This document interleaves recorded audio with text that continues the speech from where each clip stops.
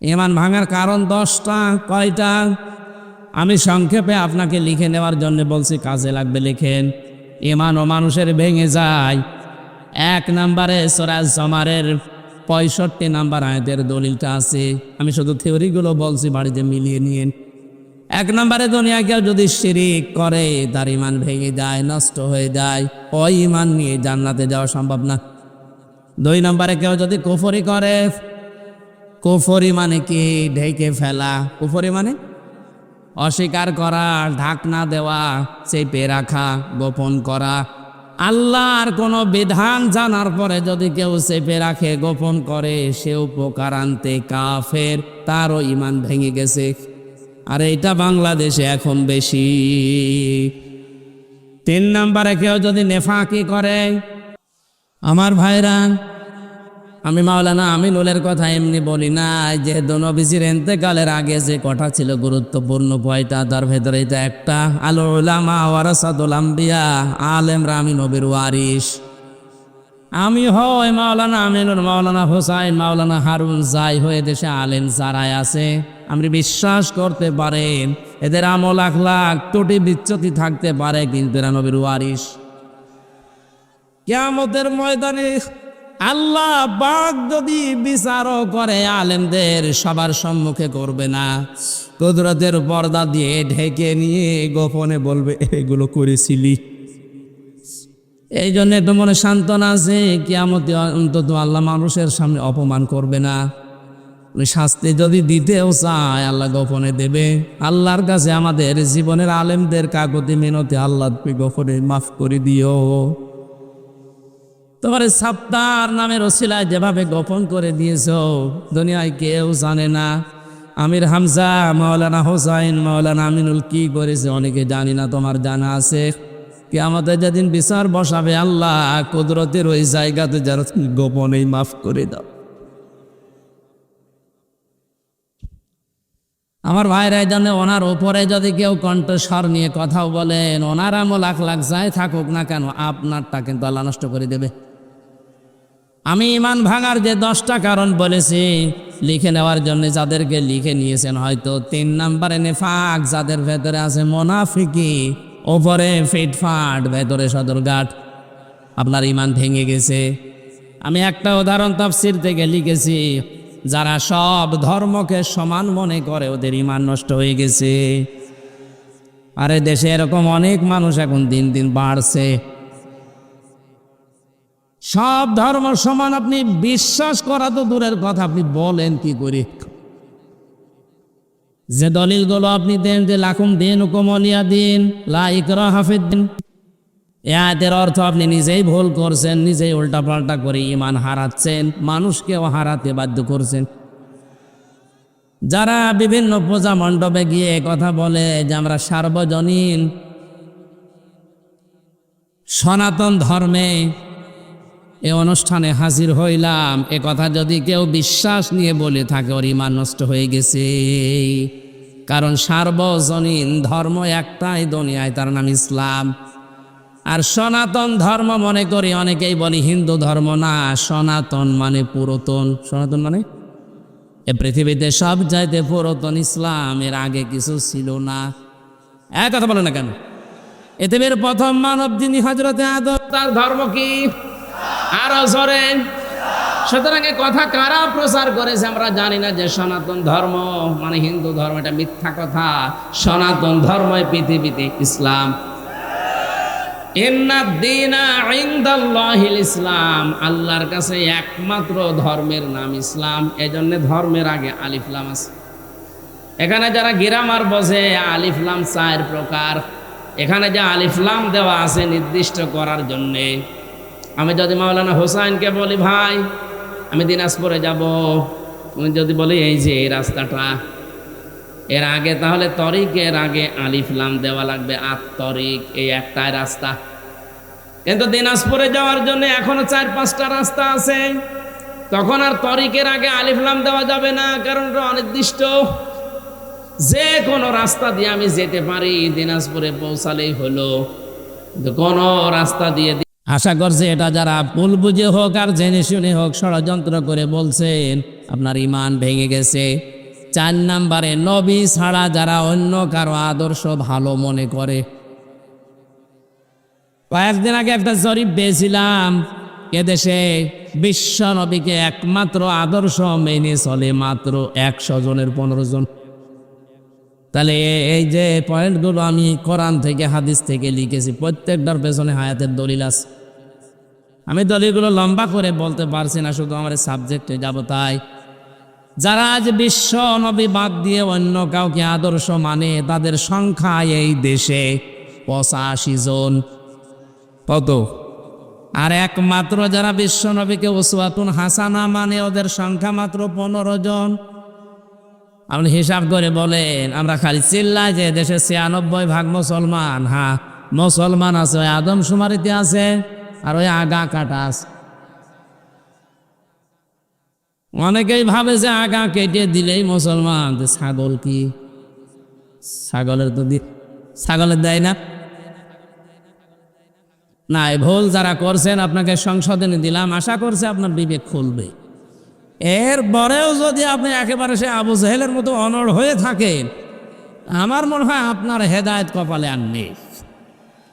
5 নম্বরে আল্লাহর বিধান যাদের ভালো লাগে না, এটা সূরা মুহাম্মদের 9 নম্বর আয়াতে আছে। এদেশে এখন নেই।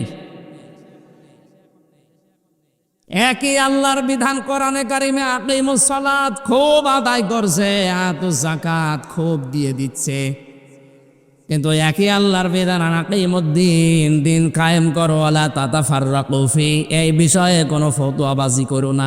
এখানে ওর খবর নেই। দিনটা যে কায়েম করা ফরজ নামাজের মতো, রোজার মতো, অনেকেই জানেও না ও মানেও না। অথচ পৃথিবীতে যত নবী এসেছিলেন, আমি আলেমদের বলছি, প্রত্যেকটা নবীর শরীয়তে কম বেশি কোনো মাসলা মাসাইল নিয়ে একটু ঝামেলা ছিল। হয়তো অনেক নবীর সাথে আমাদের নবীরটা মেলেনি। যেমন হযরতে মুসা আলাইহিস সালামের জামানায় কারো শরীরে যদি লাপাক লেগে যেত, ওই জায়গাটা এরকম মুছে ফেললেই হয়ে যেত। হযরতে ঈসা নবীর জামানায় একটু কঠিন ছিল, কোনো জায়গায় নাপাক লেগে গেল চামড়া খুশিয়ে খুশিয়ে তুলে ফেলে লেগে লাগতো। আল্লাহ পাক কঠিনটাও দেননি, একেবারে সহজটাও দেননি, আমাদের মাঝামাঝি শরীয়ত দিয়েছেন যে চামড়াও তোলা লাগবে না, আবার মুছে ফেললেও হবে না, 3 বার ধুয়ে ফেলা লাগবে। হ্যাঁ, এটা মাসলা মাসালে হয়তো বিভিন্ন নিয়ম নীতি নিয়ে মতপার্থক্য ছিল, কিন্তু আদম থেকে শুরু করে আমাদের নবী পর্যন্ত প্রত্যেকের মিশন একটাই ছিল, আনাকিমুদ্দিন ওয়ালা তাতাফাররাকু ফি। নামাজ যেভাবে কায়েম করো, রোজা যেভাবে ফরজ মনে করে করো, দিন কায়েম করা কিন্তু ঠিক ওই রকম ফরজ। আর এই বিষয়ে কোনো পার্থক্য, মত পার্থক্য ও ফতোয়াবাজি, দলাদলি চলবে না।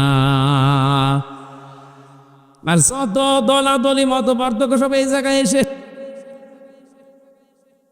এদেশে মানুষ যত তার চাইতে দল বেশি। এটা মিথ্যা কথা, কারণ এমনও লোক আছে 1 জন 2 3 দল করে, যখন যে দল উনি ওই দলের কর্মী। যেদিকে বৃষ্টি পড়ে ওইদিকে ছাতা ধরে, এরকম মানুষ আছে না নেই? আল্লাহর কোন বিধানকে আপনি যদি খারাপ মনে করেন, হ্যাঁ আপনার বুঝে আসছে না, সেটা আলাদা কথা বলছেন। আল্লাহর বিধানকে খারাপ মনে করলে ঈমান নষ্ট হয়ে যায়, ভেঙে যায়, ব্যর্থ হয়ে যায়। 6 নম্বরে দিনের কোন বিধানকে নিয়ে কেউ যদি কটাক্ষ করে, উপহাস করে, মর্যাদা দিতে না চায়, এটা আজ দিন দিন বাড়ছে। আল্লাহর বিভিন্ন বিধান নিয়ে মানে তো না, আর কটাক্ষ করে, আর উপহাস করে উড়িয়ে দেয়। আমি একটা উদাহরণ দিচ্ছি আল্লাহর কোরআন থেকে, একটু খেয়াল করে শোনেন। কোরআনের কোনো আয়াত বোঝার জন্য কেউ যদি চেষ্টা করে, তার কিন্তু 500 রাকাত নফল নামাজের সওয়াব। ইন্নাল্লাযীনা কাযযাবু বিআয়াতিনা ওয়াস্তাকবারু আনহা লা তুফাত্তাহু লাহুম আবওয়াবুস সামা ওয়া লা ইয়াদখুলুনাল জান্নাত। আল্লাহ পাক বলেন, হে নবী, নিশ্চয় যারা আমি আল্লাহর আয়াতকে অবিশ্বাস করে, মিথ্যা মনে করে, আর যখন আমার আয়াত দিয়ে ওয়াজ করা হয়, তাফসির করা হয়, ব্যাখ্যা করা হয়, সতর্ক করা হয়, ও মানুষ সতর্ক না হয়ে অহংকার করে আরো উঠে চলে যায়। অস্তাকবার আনহা, ইস্তেকবার করে, অহংকার করে, দাম্ভিকতা দেখিয়ে মুখ ফিরিয়ে চলে যায়। লা তুফাত্তাহু লাহুম, তুফাত্তাহু মুজারে, বর্তমান, ভবিষ্যৎ, প্রেজেন্ট, ফিউচার, তার জন্য খোলা হচ্ছে না, হবে না। আবওয়াব সামা, বাবের বহু বচন আবওয়াব, বাব মানে দরজা, আবওয়াব মানে দরজা সমূহ, সামা মানে আকাশ, আকাশের একটা দরজাও তার জন্য খোলা হচ্ছে না, হবেও না। এতটুকু আল্লাহ শেষ করেননি, পরবর্তী কথা আরো কঠিন। ওয়ালা ইয়াদখুলুনাল জান্নাহ, ওরা জান্নাতে যাচ্ছে না, যাবে না। আপনি হিসাব করছেন পেছনের হাত দিয়ে। আজ যারা আল্লাহর আয়াতকে অবিশ্বাস করেন, কটাক্ষ করেন, মিথ্যা মনে করেন, অহংকার করে মুখ ফিরিয়ে চলে যান, আপনার কিন্তু জীবনের বড় ক্ষতি দুইটা। আকাশের দরজা সব সময় আপনার জন্য বন্ধ, আপনার আমল ওঠা বন্ধ হয়ে গেছে। 2 নাম্বার, আপনি জান্নাতে কোনোদিন যাচ্ছেন না, যাবেনও না। আল্লাহ একটা উদাহরণ দিচ্ছেন, হাত্তা ইয়ালিজালে জামালু ফি সামিল খিয়াত। হাত্তা মানে যতক্ষণ পর্যন্ত, ইয়ালিজা মানে প্রবেশ করা, যতক্ষণ পর্যন্ত প্রবেশ না করে সূচের ওই ছিদ্র দিয়ে উট, তার মানে সূচের ছিদ্র দিয়ে উট প্রবেশ করা যেরকম অসম্ভব, ওই মানুষগুলোর আল্লাহর জান্নাতে যাওয়া ওই রকম অসম্ভব। আল্লাহ উদাহরণটা দিয়ে জানিয়েছেন, বান্দা তোর জন্য আমার জান্নাতে যাওয়া সম্ভব না। সুতরাং আল্লাহর আয়াত নিয়ে যারা কটূক্তি করছেন, তারা থামেন, আপনার জন্য জান্নাতে যাওয়া সূচের ছিদ্র দিয়ে উট যাওয়ার মতো কঠিন। আল্লাহ শেষ করে দিলে হয়তো আমি বলতাম না, এর পরবর্তী কথা আরো কঠিন। ওয়াকাযালিকা নাজিসিল মুজরিমিন, আল্লাহ বলেন এইভাবে করে আমি পাপিষ্ঠদেরকে শাস্তি দেব। লাহুম মিন জাহান্নামা মিহাদু ওয়া মিন ফাওকিহিম গাওয়াশ ওয়াকাযালিকা নাজিসিজ যালিমিন। এই যে মানুষগুলো যারা আল্লাহর আয়াত নিয়ে, আল্লাহর কোরআন নিয়ে, আল্লাহর বিধান নিয়ে কটূক্তি করে, উপহাস করে, এরা নামাজ পড়তে পারে, রোজা রাখতে পারে, দাড়ি রাখতে পারে, মারা যাওয়ার সঙ্গে সঙ্গে আমি আল্লাহ কবরটা জাহান্নাম বানিয়ে দেব। আল্লাহ শুধু এতটুকুই দেননি, আল্লাহ এর পরবর্তী শব্দের দিকে খেয়াল করেন, মিহাদু ওয়া মিন ফাওকিহিম গাওয়াশ, ওদের কবরের ভেতরে রাখার সঙ্গে সঙ্গে পেছনে নিচে যে বিছানাটা, এটা হয়ে যাবে আগুনের বিছানা, উপরে দেওয়া হবে আগুনের চাদর। জোরে বলেন নাউজুবিল্লাহ। এই আয়াতটা আমার চোখের সামনে যখন আসে, আমি দেখতে পাই দেশে অনেকেই এখন এই আয়াতে শামিল। অথচ এরকম মানুষ মারা গেলে আমরা অনেকে উপরে পোল দিয়ে রাখি। হ্যাঁ, কথা বলে না কেন? সারা জীবন যে আল্লাহর আয়াতকে উপহাস করে, ঠাট্টা করে, আল্লাহর বিধানকে যার পছন্দ হয় না, এ মানুষটা মারা গেলে উপরে ফুল কেন, 2 তলা বিল্ডিং কেন, 15 তলা বিল্ডিং বানিয়েও কাজ নেই। কারণ আল্লাহ নিজে ওরে জাহান্নামের চাদরের বিছানা দেবে, জাহান্নামের চাদর দিয়ে ঢেকে দেবে। জোরে বলেন নাউজুবিল্লাহ। আমার ভাইরা, জানি ইমান যেন আপনার ভেঙে না যায়, সতর্ক থাকবেন। 7 নাম্বারে যারা জাদুকর, এদের ইমান ভেঙে যায়, এলাকায় মনে হয় নেই। 8 নাম্বারে মুসলমানদের বিরুদ্ধে যারা ষড়যন্ত্র করে, এটা এখন বেশি। এই কথা বলেন না কেন? মুসলমানদের বিরুদ্ধে, মানুষের বিরুদ্ধে না, মুসলমানদের বিরুদ্ধে যারা ষড়যন্ত্র করে, এই লোকটার ইমান ভেঙে যায়। মান সালিমাল মুসলিমুনা মিন লিসানিহি ওয়া ইয়াদিহি, ওই লোকটাই আসল মুসলমান, যার হাত থেকে, মুখ থেকে মানুষেরা নিরাপত্তা পায়। ঠিক আছে? না না না, ঠিক নেই। আপনি কি শোনেন, আনবেন এভাবে শুনলে তো হবে না। আমি অর্থ করলাম কি, আপনি বলছেন ঠিক আছে। মান সালিমাল মুসলিমুনা মিন লিসানিহি ওয়া ইয়াদিহি, ওই লোকটাই প্রকৃত মুসলমান, যার হাত থেকে, মুখ থেকে মানুষেরা শান্তি পায়। ঠিক আছে? হয়নি। এ কি শোনে ওরা আলেম বলে? হ্যাঁ। আরে ভাই শব্দের দিকে খেয়াল করে শুনবেন, তো আমার ভুল হলে ধরে দেবেন। এমনি এমনি আপনি স্টেজে বসে আছেন। না না না, হয়নি। এখানে কিন্তু এই জন্যই তাফসীর মাহফিলে আসা লাগে। সূক্ষ্ম কিছু শব্দ যেগুলো ক্লাসে পাওয়া যায় না, এই শব্দগুলো গবেষণা করে বের করা লাগে। কোনো মানুষ যদি মানুষ হয়ে মানুষের ওপরে জুলুম করে, তার বিরুদ্ধে কিন্তু আল্লাহর মামলা আছে, এটা আলাদা বিষয়। সূরা শূরার 42 নম্বর আয়াতে আল্লাহ দলিল দিয়েছেন, ইন্নামাস সাবিলু আলাল্লাযিনা ইয়াজলিমুনান নাস। আমি আল্লাহর মামলা, আমি আল্লাহর অভিযোগ তাদের বিরুদ্ধে যারা মানুষ হয়ে মানুষের ওপরে জুলুম করে। আল্লাহ এখানে ইয়াজলিমুন আল মুসলিমুনা দেয়নি, দিয়েছে ইয়াজলিমুনান। বলেন বলেন, হিন্দু কি মানুষ না? খ্রিস্টান, ইহুদি? তাহলে মানুষ মতবাচ্যে যারা বিবেচিত, সে যে ধর্মের হোক, ওর ওপরে কেউ যদি জুলুম করে, তার অধিকার নষ্ট করে, তার বিরুদ্ধে মামলা কার, এটা আলাদা বিষয়। কিন্তু এখানে আল্লাহর নবী নাস শব্দ দেননি, দিয়েছেন মুসলিমুনা। কি দিয়েছেন? আমি এইটা বোঝানোর জন্য বলছিলাম, ওই লোকটা আল্লাহর কাছে প্রকৃত মুসলিম, যার হাতের দ্বারা আর মুখের দ্বারা মুসলমানেরা নিরাপত্তা পায়। আপনি কেমন মুসলমান? আপনার হাতের দ্বারা আর মুখের দ্বারা মুসলমানেরা শান্তিতে থাকে না, আর আতঙ্কে থাকে। এখানে ইয়াদি মানে এই হাত শুধু না, ক্ষমতার হাত, এক কথা বলেন, আইনের হাত, টাকা পয়সার হাত, প্রভাব প্রতিপত্তির হাত, এই হাতও হতে পারে। এক একটা শব্দের প্রায় 33টার উপরে অর্থ আছে, সর্বনিম্ন 33টা, উপরে 99টা। যেখানে যেই শব্দটা খাটবে, অ্যাপ্রোপ্রিয়েট হবে, ওইটা ওই জায়গায় আপনাকে লাগানো লাগবে। এই জন্যে তাফসির করতে গেলে এক শব্দের একাধিক অর্থ আপনার জানা থাকতে হয়। না একটা শব্দের একটা অর্থ জেনে যদি শুরু করতে চান, আপনি উলটপালট করে ফেলবেন। কোরআনে কারিমে আল্লাহ দরবা দিয়েছেন। দরবা মানে মারা। দরবা মানে কি? আমাদের সে মিজান মুন সাহেবে পড়িয়েছে দরবা মানে আঘাত করা, দরবা মানে মারা।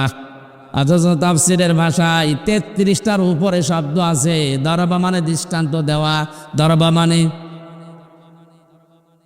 সফর করা। আমার সবগুলো এখন মনে নেই, আমার যতটুকু আয়ত্ত আছে আমি মিলাতে পারি কোরআন পড়তে গেলে, যে এই জায়গায় দৃষ্টান্ত হবে, এই জায়গায় সফর করা হবে, এই জায়গায় মারা হবে। আমি যদি ওই মারাটাই জেনে রাখতাম, অর্থ করতে পারতাম। আল্লাহ পাক এখানে মুসলিমুনা শব্দ নাস না দিয়ে নবীজি কেন দিয়েছেন? এদন শব্দ দিয়ে শুধু এই হাত আমরা বুঝি ক্ষমতার হাতের দ্বারা, আইনের হাতের দ্বারা। আজ যারা মুসলমানদেরকে শান্তিতে থাকতে দেয় না, এরা মুসলমান না। এলাকায় টাকা পয়সার মালিক, এই কারণে তাদের এই টাকা পয়সার যে হাত আছে, প্রভাব প্রতিপত্তির হাত আছে, হাতের দ্বারাও অনেক মুসলমান আজ শান্তিতে নেই। অনেক মুসলমানের প্রভাব প্রতিপত্তি আছে, জোর করে মসজিদের সভাপতি হয়ে বসে আছে, না দিলে আবার রাগ করে। এটা একটু বেশি হয়ে গেল। মসজিদের সভাপতি হওয়ার জন্য কমপক্ষে 5টা গুণ লাগে। কয়টা? না ভাই, আমার এই ওয়াজ করার দরকার নেই। অনেক সভাপতি শেষে বলবো দরকার নেই, আমি ছেড়ে দিলাম, তোর লাগা যা। আপনি ছেড়ে দিলেও অসুবিধা নেই। এখন যারা সংসদ সদস্য কয়েকদিন আগে থেকে আওয়াজ তুলেছে, বাংলাদেশেও কলকাতার মমতার মতো এই দেশে ইমাম আর মুয়াজ্জিনদের সরকারিভাবে বেতন দেওয়া লাগবে। দাবির পক্ষে আমাদের সংসদ সদস্য যিনি পিরোজপুরের, উনি বলেছে, তার পক্ষে আছে না নেই? এই পৌরসভার মেয়র যিনি আছেন, ড্রেন পরিষ্কার করে, টয়লেট পরিষ্কার করে, তার যদি বেতন দেওয়া যায় 3 লক্ষ 3.5 লক্ষ, মসজিদের ইমামের বেতন আর মুয়াজ্জিনের বেতন দিতে গেলে আমাদের প্রধানমন্ত্রী পারবে না। 564টা মডেল মসজিদ বানিয়েছে, এখানে যদি বেতন দিতে পারে ইমাম মুয়াজ্জিনের, 3.5 লাখ মসজিদের ইমাম মুয়াজ্জিনের বেতনও দিতে পারবে। সে কলিজা তার আছে। কথা বলছে না কেন? তার কলিজা না থাকলে 10.5 লাখ 12 লাখের উপরে তাকান কত মানুষকে আশ্রয় দিয়েছে। চীন এত বড় রাষ্ট্র, একটা মানুষও নেয়নি। এক কথা বলছে না কারো। আর সমালোচনা আলোচনা তার বিরুদ্ধে পক্ষে বিপক্ষে আছে, কিন্তু তার কয়েকটা কাজ কিন্তু খুব ভালো। বিশেষ করে একটি খামার একটি বাড়ি, এই প্রকল্পের মাধ্যমে অনেকে আজ একটা কর্মজীবন পেয়েছে, একটা মাথা গোজার ঠাঁই পেয়েছে। প্রধানমন্ত্রীর জীবনে কিছুই যদি আল্লাহর ভালো না লাগে, এই কাজটা ভালো হবে, কারণ এটা কোরআনে কারিমের সূরা মুদ্দাসসির থেকে নেওয়া। অলাম নাকুন নুতিউমুল মিসকিন, হে নবী আপনি মিসকিনদেরকে খাবার দেবেন, যারা দেয় না তারা মুসলমান দাবি করলেও জাহান্নামে যাবে। সুতরাং শুধু নিজে খেয়ে পরে বাঁচবেন, এতিম মিসকিন অসহায় মানুষের খবর রাখবেন না, আপনি জান্নাতে যেতে পারেন না। উনি হয়তো এই আয়াত থেকে এই শিক্ষাটা নেওয়ার জন্য একটি খামার একটি বাড়ি প্রকল্প চালু করেছিল। আর দুর্নীতি হয়েছে, হয়তো অনেকে একটি খামার একটি বাড়ি বানাতে গিয়ে মাসের বদলে রড দিয়েছে, আমরা জানি, কিন্তু কাজ তো করেছে। যারা দায়িত্ব পেয়েছিল ওরা 2 নাম্বারই করলে উনি ওখানে ডাকাতি করবে কি? সুতরাং এই কাজটা যেন আল্লাহ কবুল করেন। লক্ষ লক্ষ মানুষের মাথা গোজার মতো একটা ঠাঁই হয়েছে, একটা কর্মসংস্থান তৈরি হয়েছে। জোরে বলেন সুবহানাল্লাহ। আমি কিন্তু শিক্ষা দেওয়ার জন্য যে জায়গায় ছিলাম ওখানে ফিরে যাচ্ছি। যে মানুষগুলো কাউকে মুসলমানদের বিরুদ্ধে ষড়যন্ত্রে লাগিয়ে দেয়, এই লোকটার মুসলমান থাকেন, ওর ইমান ভেঙে যায়। 9 নম্বরে কাউকে যদি কেউ ইসলামের ঊর্ধ্বে মনে করে, ওর ইমান নষ্ট হয়ে যায়। আমি এ শব্দটা আর বলবো না। কাউকে আপনি ইসলামের ঊর্ধ্বে মনে করতে পারবেন না, এমনকি নবীজিও না। কারণ নবীজি ইসলামের প্রচারক ছিলেন, ইসলামের খাদেম ছিলেন।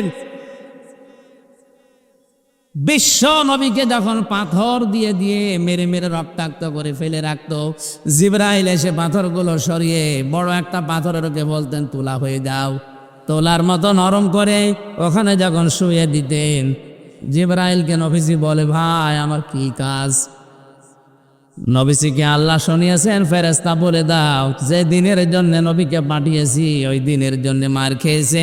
সকাল বেলা থেকে মুহাম্মদ রাসূলুল্লাহর ওই দিনের প্রচার করাই কাজ। তাহলে দিনের মর্যাদা কত বেশি ইসলামের। এজন্য ইসলামের ঊর্ধ্বে কাউকে মনে করা যাবে না, সে যেই হোক। কথা বুঝতেছেন? আমার কাছে আগে ইসলাম, আমি মুসলিম হিসাবে, এরপরে অন্য কিছু। 10 নম্বরে ইসলামের কোন বিধানকে যারা ঘৃণা করে, এটা সূরা সেজদার 22 নম্বর আয়াতের ব্যাখ্যায় পাবেন। তাহলে আমি বলছিলাম দুনিয়াতে অনেক কিছু আছে যেগুলো করলে হয় না, ভেঙে নষ্ট হয়ে যায়। এই পৃথিবীতে শয়তানের যে বন্ধু, এই বন্ধু কিন্তু ভেঙে যায়। শয়তানের সাথে যারা বন্ধুত্ব করে, এই বন্ধুত্ব ভেঙে ফেলার বুদ্ধি আছে না নেই? আমরা যারা শয়তানের সাথে বন্ধুত্ব করলাম, এই যে অপচয় করে, অশ্লীলতা ছড়ায়, যৌনতা ছড়ায়, নবীদের, তার মানে নবীর ওয়ারিসদের মুখের উপরে জোরে কথা বলে, আল্লাহর পথে চলতে বাধা দেয়, এগুলো সব শয়তানের কাজ। কার কাজ? আল্লাহ আমাদেরকে হেফাজত করুন, বলেন আমিন। সূরা জুমার মাত্র 2টা আয়াত পড়েছিলাম। এমন গুরুত্বপূর্ণ বিষয় আল্লাহ আয়াতের ভেতরে দিয়েছেন, একটু খেয়াল করে তাফসীর আকারে শোনেন। ইয়া আইয়ুহাল্লাযীনা আমানু ইযা নুদিয়া লিস-সালাত। আল্লাহ পাক বলেন ঈমানদারেরা, যেদিন আযান দেওয়া হয়, ইলা ইয়াউমিল জুমআহ, ইযা নুদিয়া লিস-সালাতি মিন ইয়াউমিল জুমআহ, জুমার দিন যখন আযান দেওয়া হয়, ডাকা হয়, আহ্বান করা হয়, ঘোষণা দেওয়া হয়, ফাসআউ ইলা যিকিরিল্লাহ, তোমরা আল্লাহর জিকিরের দিকে, নামাজের দিকে দৌড়াও। কে বলছেন? আরো জোরে বলেন। অজারুল বাই, দুনিয়ার সব বেচা কিনা কাজ কারবার বন্ধ করে দাও। যালিকুম খায়রুল লাকুম ইন কুনতুম তা'লামুন, এইটাই ভালো কাজ, এইটা যদি তোমরা বুঝে থাকো। এবার আসেন আয়াতের বাস্তব ব্যাখ্যা কি। আল্লাহ পাক শব্দটা দিয়েছেন ইদানু দিয়া লিসসালাতি মিন ইয়াউমিল জুমআতি ফাসআউ ইলা যিকরিল্লাহ। যখন আজান হয়ে যাবে সব কাজ কাম বন্ধ করে দিয়ে দৌড়াও নামাজের দিকে। কিসের দিকে? আরো জোরে বলেন। আর আমরা হাদিস শুনেছি এতদিন যে নবীজি জানিয়েছেন কেউ যেন নামাজের জন্য দৌড়িয়ে মসজিদে যাবা না। শোনেননি? শুনছি মানে কি? এটাই সঠিক হাদিস। মুসলিম শরীফের হাদিস হচ্ছে কেউ যেন মসজিদে দৌড়িয়ে যাবা না নামাজ পড়ার জন্য। ফজরের নামাজে নবীজি নামাজ আদায় করছেন, নামাজের ভেতরে ধপ ধপ করে কিছু আওয়াজ শুনলেন। নামাজ শেষ হয়ে গেল, ঘরে বসলেন, ডাক দিয়ে বললেন সাহাবীরা নামাজের ভেতরে আমার কানে আওয়াজ এসেছে, দপ দপ করে আওয়াজ হচ্ছিল কিসের? সাহাবীরা বলে হুজুর আমরা ফজরে টের পেয়েছি দেরিতে, জলদি করে ওযু করে মসজিদে আমরা অনেকেই দৌড়িয়ে এসে জামাত ধরেছি। ওই দিন নবীজি হাদিসটি বলেছিলেন যে তোমরা কেউ দৌড়িয়ে জামাত ধরবা না, যতটুকু পারা যায় ধীর স্থিরভাবে নামাজ পাও, বাকি যেটা পাবে না কাজা করে নেবে। কথা বুঝতেছেন? তাহলে আয়াতের সাথে নবীর কথার কোনো মিল নেই। হ্যাঁ ওই আছে কই? আল্লাহ বললেন দৌড়াও, নবীজি বললেন দৌড়ানোর দরকার নেই। আল্লাহ দৌড়াতে বলেছেন এই কারণে আপনার যেন নামাজ গুরুত্ব দিয়ে, যখন দুনিয়াতে নামাজের সিস্টেম চালু হয়ে যাবে, আজান হয়ে যাবে, সব কাজ কাম আপনার জন্য এখন বন্ধ। আল্লাহ এইটা বোঝাতে চেয়েছেন যে কাজ কামে লিপ্ত থাকতে গিয়ে যেন আল্লাহর নামাজের জামাত শেষ হয়ে না যায়। এজন্য আগে থেকে প্রস্তুতি নাও, আগে থেকেই তোমাকে নিজেকে প্রস্তুতি করো। অন্তত মসজিদের সাথে তোমার এই জীবনটা, তোমার অন্তরটা লটকিয়ে রাখো। কিয়ামতের কঠিন ময়দানে মানুষ যখন পাবে, ঘামের ভেতরে হাবুডুবু খাবে, ওই সময় আরশের ছায়ায় যাদেরকে স্থান দেব তার 4 নাম্বার তারা, যারা দুনিয়াতে নামাজ পড়তে মসজিদে যায়, বের হয়ে গেলে আবার কখন যাবে এই ধান্দায় থাকে। জোরে বলেন সব। আমরা এই কাজ কারবারগুলো একটু আদায় করি। বলে ফাসাউ ইলা যিকরিল্লাহর ব্যাখ্যা মানে দৌড়াতে বলেছে এই জন্যে যেন আপনি আগে থেকে প্রস্তুতি নেন, নামাজ যেন নষ্ট না হয়ে যায়। এই কারণে সব কাজ কাম বন্ধ করে দিতে বললেন। এদের সাথে বাংলাদেশের বাস্তবতার মিল হয় না, আমি অনেক ক্ষেত্রে দেখেছি। আল্লাহ বলছেন দৌড়াও নামাজের জন্য, সব কাজ কাম বেচা কেনা দোকানপাট যত কিছু আছে বন্ধ করা লাগবে। কে বলছেন? আরো জোরে। দিনাজপুরবাসী খেয়াল করেন, জমার নামাজ আজান থেকে শুরু করে একেবারে শেষ পর্যন্ত আমার মনে হয় 1-1.5 ঘন্টা সময় লাগে। কথা বলছে না কেন? আল্লাহ বললেন তোমাদের এইটাই ভালো কাজ, নামাজে আসো, ওই কাজ বন্ধ করে দিয়ে। আর আমরা দেখছি না 1-1.5 ঘন্টা সময় লাগছে। অথচ এই দেশে এমন অনেক মানুষ আছে 1 ঘন্টায় 5 লাখ টাকা উপায় করে। মানে আমরা বেশি মনে হয়ে যাচ্ছে। ঢাকাতে ডাক্তার মতিয়ার রহমানের বাড়ি খুলনা, অনেক পিত্তথলির পাথর বের করেন অপারেশন ছাড়া। ওনার 15 মিনিট সর্বোচ্চ সময় লাগে এক একটা অপারেশন করতে, 1,20,000 করে টাকা নেয়। তো 1 ঘন্টায় যদি 4টা-5টা করে কত টাকা হয়? উনি 1.5 ঘন্টা নামাজ পড়তে গেলে কমপক্ষে 7 লাখ টাকা ওনার লস হবে। আর কথা বলছেন এখন? এখন উনি যদি এই আয়াতের প্রশ্ন করে, আল্লাহ তোমার সাথে তো আমার বাস্তবতা মেলে না, তুমি বলছো যালিকুম খায়রুল লাকুম, এইটাই ভালো কাজ, অথচ আমি দেখলাম না নামাজ পড়তে গেলে আমার 7 লাখ লস। তা আমার তো লাভ হচ্ছে না, লস হচ্ছে। তাহলে কোরআনের এই আয়াত ভুল। কেন আল্লাহ যালিকুম খায়রুল লাকুম দিয়েছেন? এইটাই ভালো কাজ। ইন কুনতুম তা'লামুন, যদি তোমরা জানো। এবার আসেন ব্যাখ্যায়। আল্লাহ এই কারণে দিয়েছেন, আপনি 1.5 ঘন্টায় 7 লাখ টাকা উপায় করলেন।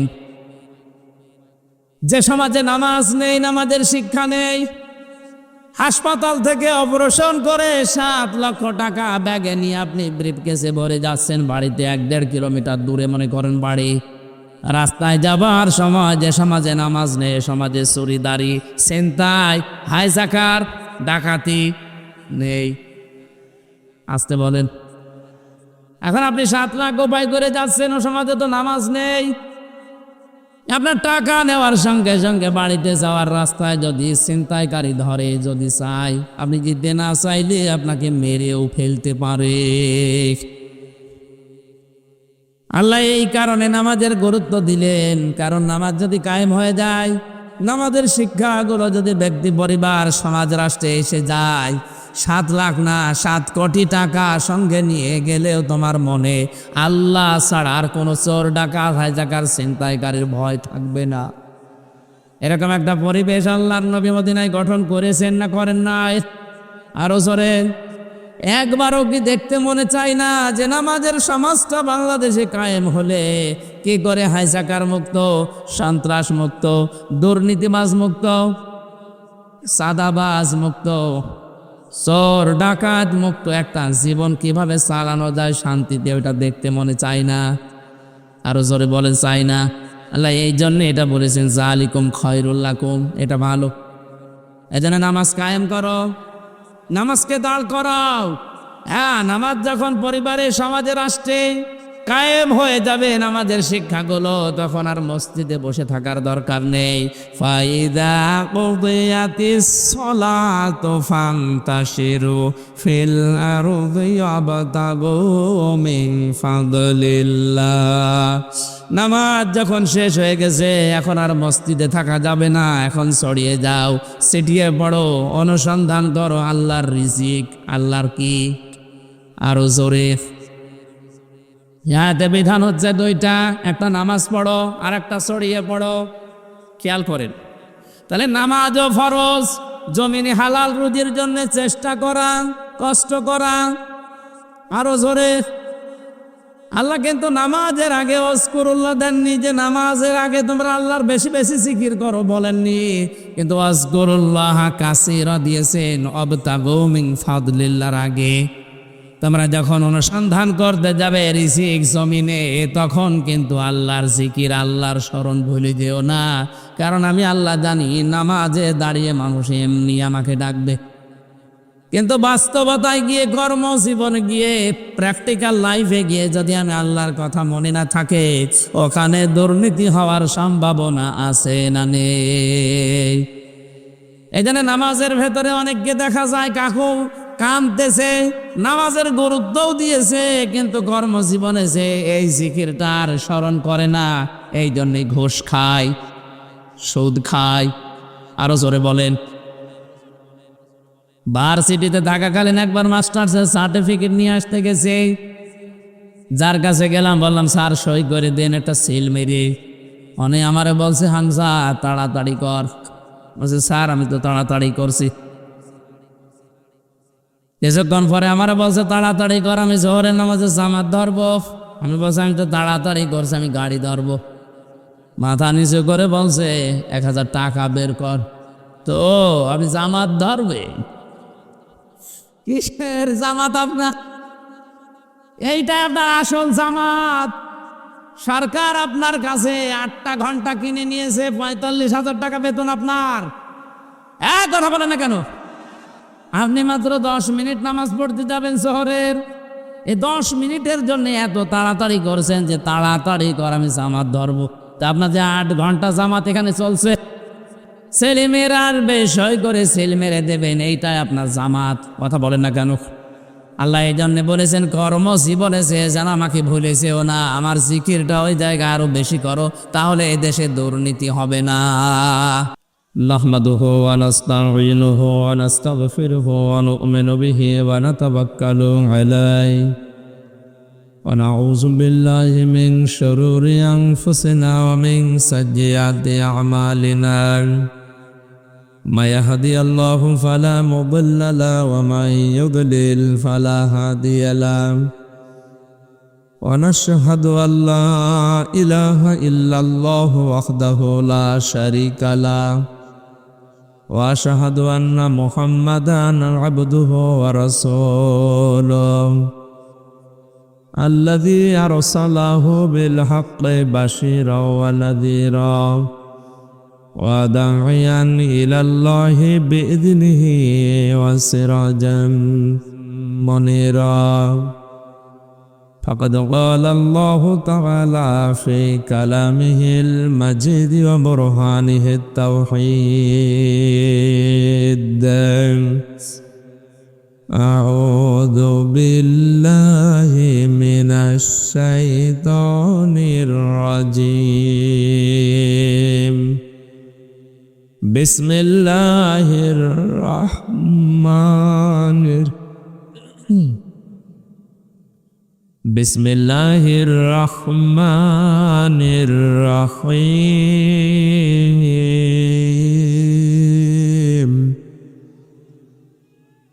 يا أيها الذين آمنوا إذا نودي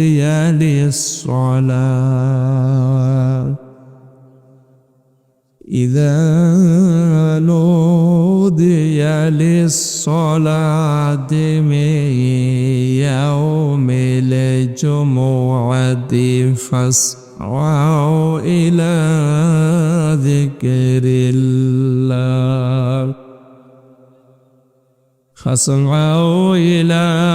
ذكر الله وذروا البيع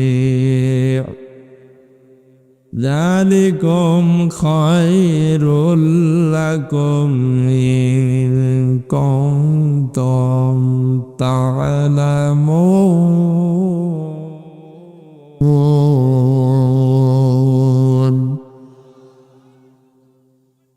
فإذا قضيت الصلاة فانتشروا في الأرض وابتغوا من فضل الله واذكروا الله كثيرا لعلكم تفلحون.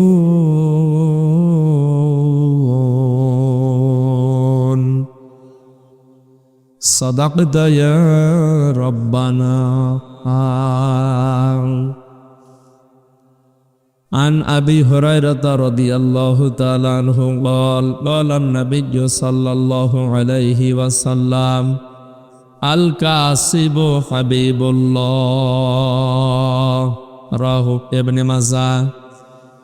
وقال تعالى في شأن رسوله وما زادهم إلا إيمانا وتسليما.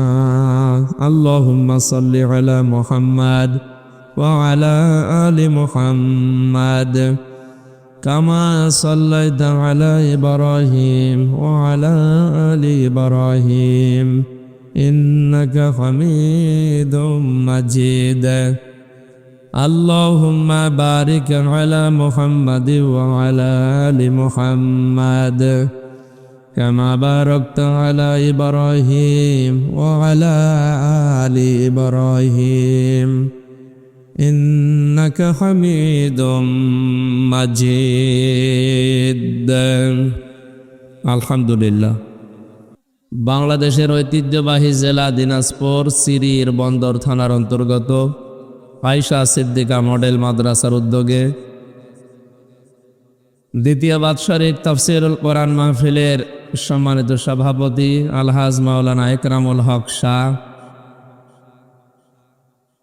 আলোচনা রাখলেন মাওলানা হুসাইন আহমেদ মাহফুজ, হাফেজ মাওলানা আবু সুফিয়ান, মাওলানা বখতিয়ার আলী শিহাব,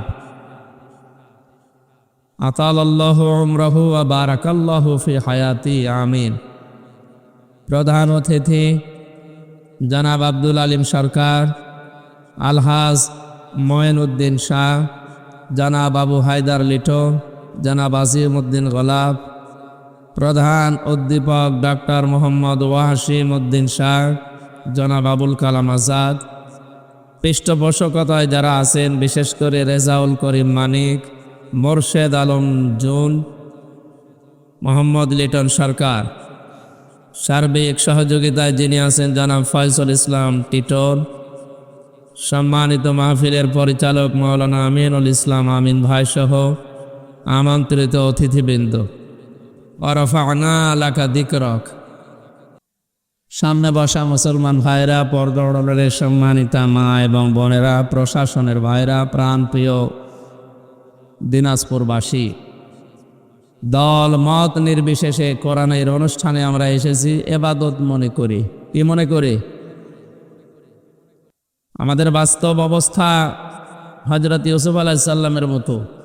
হযরত ইউসুফ নবীকে যখন তার ভাইরা কুয়া থেকে এই মালেক নামে লোকটা তুলে বিক্রি করে দিচ্ছিল,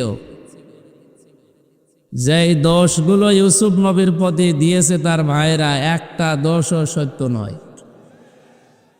ভাইরা তাকে বিক্রি করার সময় বলেছিল, এ বাড়ি থেকে পালিয়ে যাচ্ছে, আমাদের কাজের লোক, গোলাম, এর চরিত্র ভালো না, চুরি করার অভ্যাস আছে, এই জন্য ওকে আমরা বিক্রি করে দিচ্ছি গোপনে, আপনি যদি নিতে চান নিয়ে যান।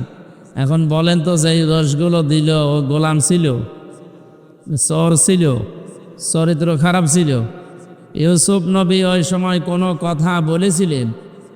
বলেন বলেন, জবাব দেননি। কারণ জবাব দিলে এই সময় ওই ক্রেতা যিনি আছেন, এই আব্দুল মালেক নামে এই লোকটা চলে যাবে। পরবর্তীতে 10 ভাই মিলে এতক্ষণ তো কুয়ায় ফেলেছিল, এবার মাটির নিচে দেবে, কেউ জানবেও না যে আমি মারা গেছি। কারণ মরুভূমির ভেতরে মানুষ মেরে হচ্ছে যারা সন্ত্রাসী, এটাকে সদ্য তাম দুনিয়ার সবচাইতে বড় সন্ত্রাসী এই ইহুদিরা। আর ওরাই মিডিয়ার মাধ্যমে ছড়িয়েছে যে মুসলমানেরা সন্ত্রাসী। আমাদের নামে আরও যে বদনামগুলো আছে আমি নাই বললাম, কিন্তু চুপ করে থাকা ছাড়া ইউসুফ নবীর মতো আমাদের কিছু করার নেই। কারণ এখন কিছু বললে যে আপনারা চলে যাবেন, তখন ধরে আমরা ফুইতে ফেলবে। এই জন্য অন্তত যা বলে বলো, আমাদের বেঁচে থাকা লাগবে, আমরা যেন বেঁচে থাকতে পারি। এরপরে মিশরে যাই, দেখি কি অবস্থা দাঁড়ায়। যদিও আমি বিক্রি হয়ে যাচ্ছি, যাক, কিন্তু সময় আসবে যখন আমার এই টাকা পয়সা দিয়ে এই গোলামের জীবন থেকে আমি বেরিয়ে আসতে পারবো ইনশাল্লাহ। সুতরাং ইবাদত মনে করে যারা এসেছেন, আজকের আলোচনার বিষয় কাজের সময় কাজ। এটা যে দুনিয়ার বিষয় না, শুধু আল্লাহ তাআলা কোরআনে আয়াত নাজিল করে জানিয়েছেন, এটা গুরুত্বপূর্ণ একটা বিষয়। রব্বানা আতিনা ফিদ দুনিয়া হাসানা, হে আল্লাহ দুনিয়ার হাসানা দাও, কল্যাণ দাও, শান্তি দাও, নিরাপত্তা দাও, রিজিক দাও, যাই বলেন। তাহলে দুনিয়ায় আগে চাওয়ার জন্য শিখিয়ে দিচ্ছে কে? আফিল আখিরাতি হাসানা, এরপরে আখিরাতে দিও। আল্লাহ কিন্তু আগে আখিরাতের কথা দিয়ে পরে দুনিয়ার কথা দিতে পারতেন।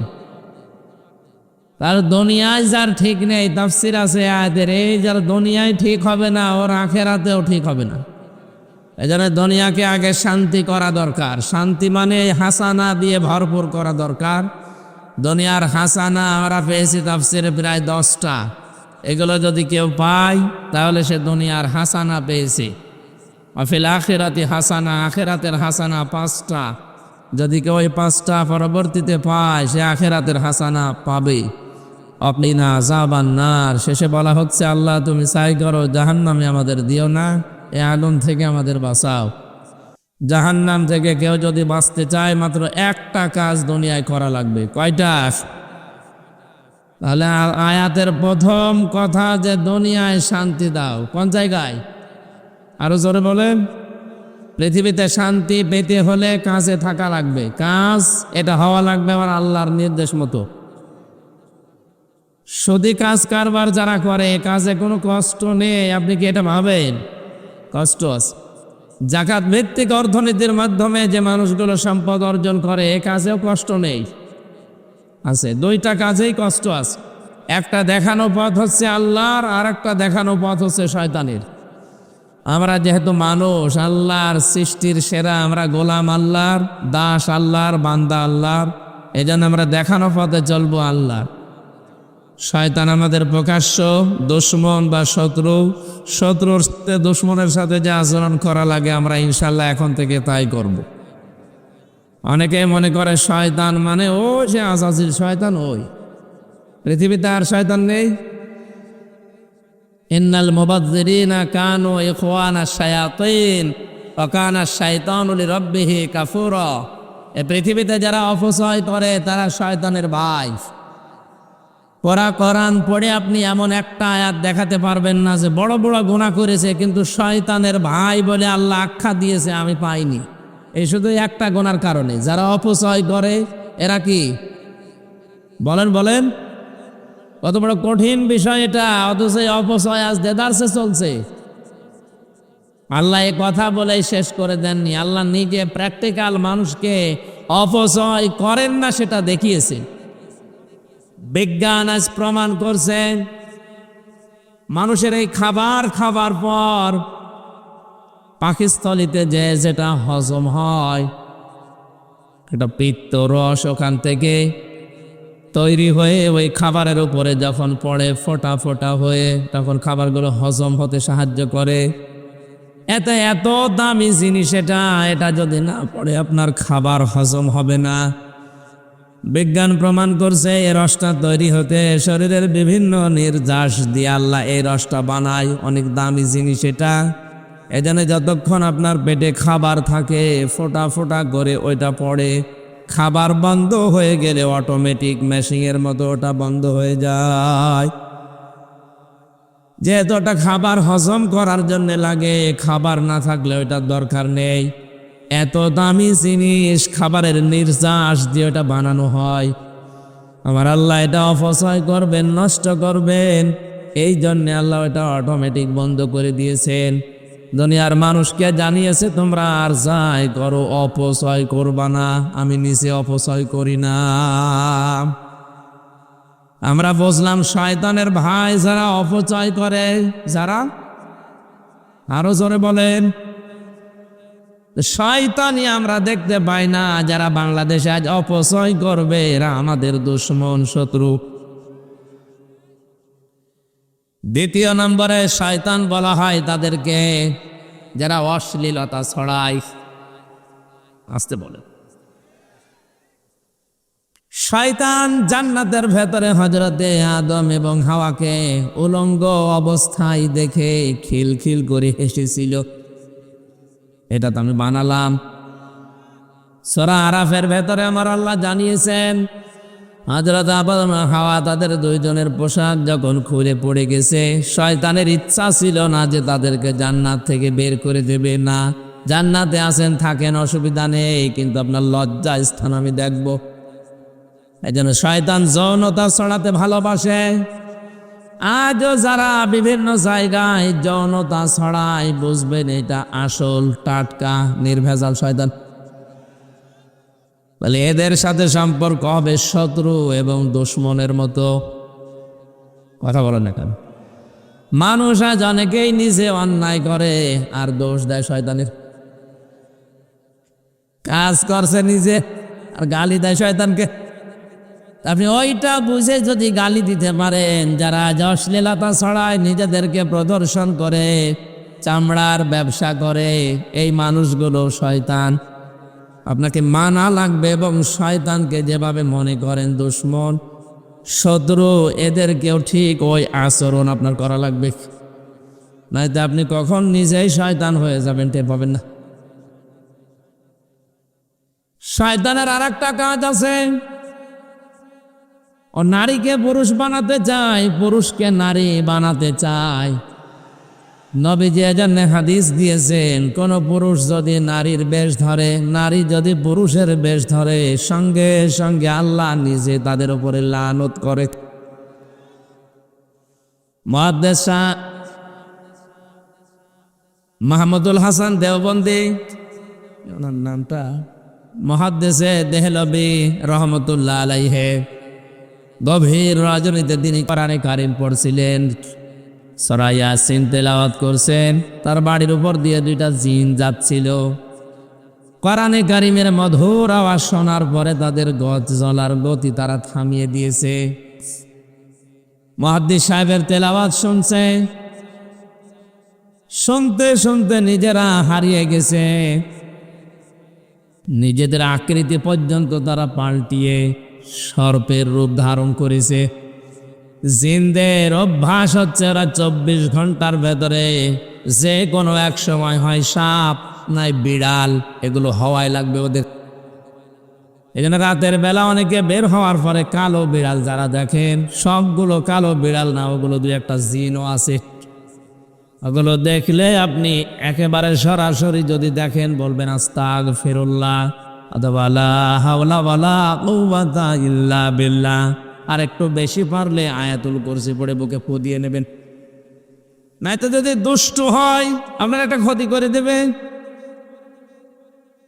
মুহাদ্দিস সাহেব নামাজ শেষ করার পরে ঘরের ভেতরে তাকিয়ে দেখলেন দুইটা সাপ খেলা করছে। পাশে গিয়ে বললেন, তোমরা যদি জিন হও চলে যাও, কারণ উনি জানে জিনেরা সর্পের রূপ ধারণ করে। একবার দুইবার তিনবার বলার পরে ওরা জায়গায় দাঁড়িয়ে আছে। উনি মনে করলেন এটা না সাপ হবে, ঘরের থেকে লাঠি এনে পিটিয়ে মেরে ফেললেন জায়গায়। এই জিনদের বাবা মা তাদের খবর হয়ে গেছে সন্তান কোথায়, অনুসন্ধান করতে করতে সে মুহাদ্দিস সাহেবের ঘরের ভেতরে পেয়েছে। মুহাদ্দিসকে সহ দুইটা সন্তান মরা নিয়ে গেছে তার নিজেদের দেশে। জিনদের লক্ষ লক্ষ জিনেরা আছে, এটা তাফসিরে হাক্কানিতে পাবেন আপনি, আমি শিক্ষার জন্য বলছি। লক্ষ লক্ষ জিনদের সামনে জিনের পিতা ডাক দিয়ে বললেন, মুহাদ্দিস সাহেব আপনি আমার দুইটা সন্তানই পিটিয়ে মেরে ফেলেছেন, আমি ইচ্ছা করলে পারানের নির্দেশ অনুযায়ী আপনাকেও মেরে ফেলতে পারি।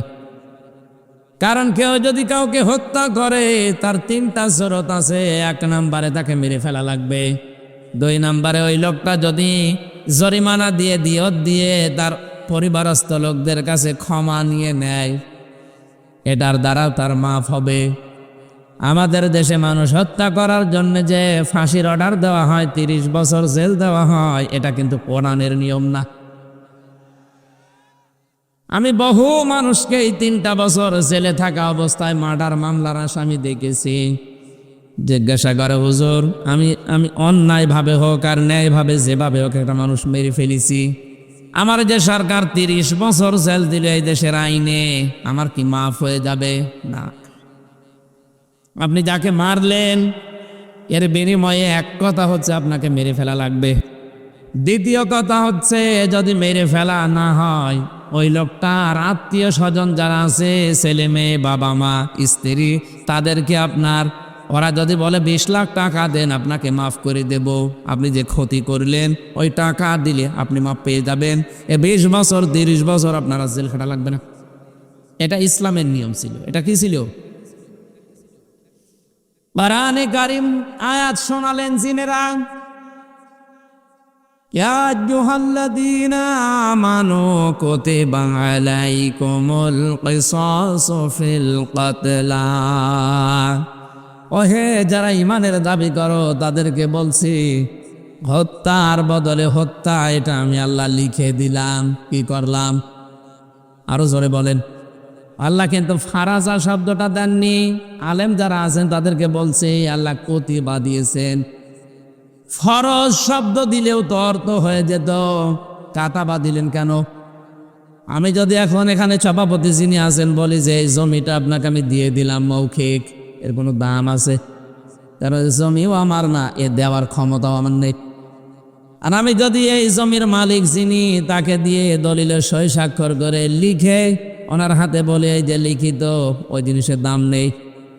আরো আসতে বলেন, আল্লাহ শুধু ফারাজন শব্দ দিলে দিতে পারতেন, না দিয়ে কতিবা দিয়ে এটা জানিয়েছেন যে বিধানটা ছোটখাটো না, গুরুত্বহীন না, এটা কিন্তু লিখে সই স্বাক্ষর করে দলিল করে দিলাম, এর দাম আছে।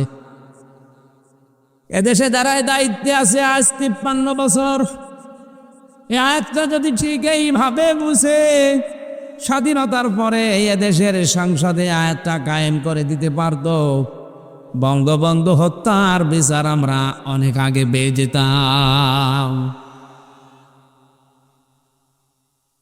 সুতরাং সঠিকভাবে যদি বিচার ব্যবস্থায় এই আয়াতটা এখন যারা দায়িত্বে আছে সংসদে কায়েম করতে পারে, আগামীতে কিয়ামতের আগে দেশে আর অন্যায় কোনো মার্ডার হবে না। এই গ্যারান্টি আল্লাহর। আল্লাহর গ্যারান্টি আজ পর্যন্ত মিথ্যা হয়নি, হওয়ার সম্ভাবনা নেই। কথা বলেন না কেন? আপনি একটু মেনে দেখেন না কেন? ফামান তাবিআ হুদায়া ফালা খাউফুন আলাইহিম ওয়ালা হুম ইয়াহজানুন। আল্লাহ পাক বলেন যে হেদায়েত পাঠিয়েছি, এটা যদি অনুকরণ করে চলতে পারো, আমি গ্যারান্টি দিলাম কোনো ভয় নেই, কোনো চিন্তা নেই। যে সমস্ত ভয়গুলো মানুষ আজ করে, যে রাস্তায় গেলে আমরা অনেকেই খুন হয়ে যাই, বাড়িতে থাকলে অনেকে গুম হয়ে যায়, এই ভয়টা কোরআন গ্যারান্টি দিচ্ছে যে থাকবে না। আর কোরআন যদি না থাকেও ভয় দিন দিন আরো বাড়বে। এই জন্য আমাদের উচিত হচ্ছে ৯৬% মুসলমানের দেশে কোরআন এই আইনটা সংসদে পাশ হোক। কথা বলেন, কিয়ামতে অন্তত যে গলাগুলো সাক্ষী দিল, কিয়ামতের ওই ময়দানে আল্লাহ যেন এই কণ্ঠগুলোকে আমাদের এই আয়াতের পক্ষে থাকার কারণে সাক্ষী হিসাবে কবুল করেন। আরে ভাই, ছোটখাটো বিষয় কিয়ামতে আল্লাহ দেখবে। ইব্রাহিম নবীর পক্ষে ছিল একটা ব্যাঙ, এই জন্য ব্যাঙের পোশাক আল্লাহ পাক করে দিয়েছে।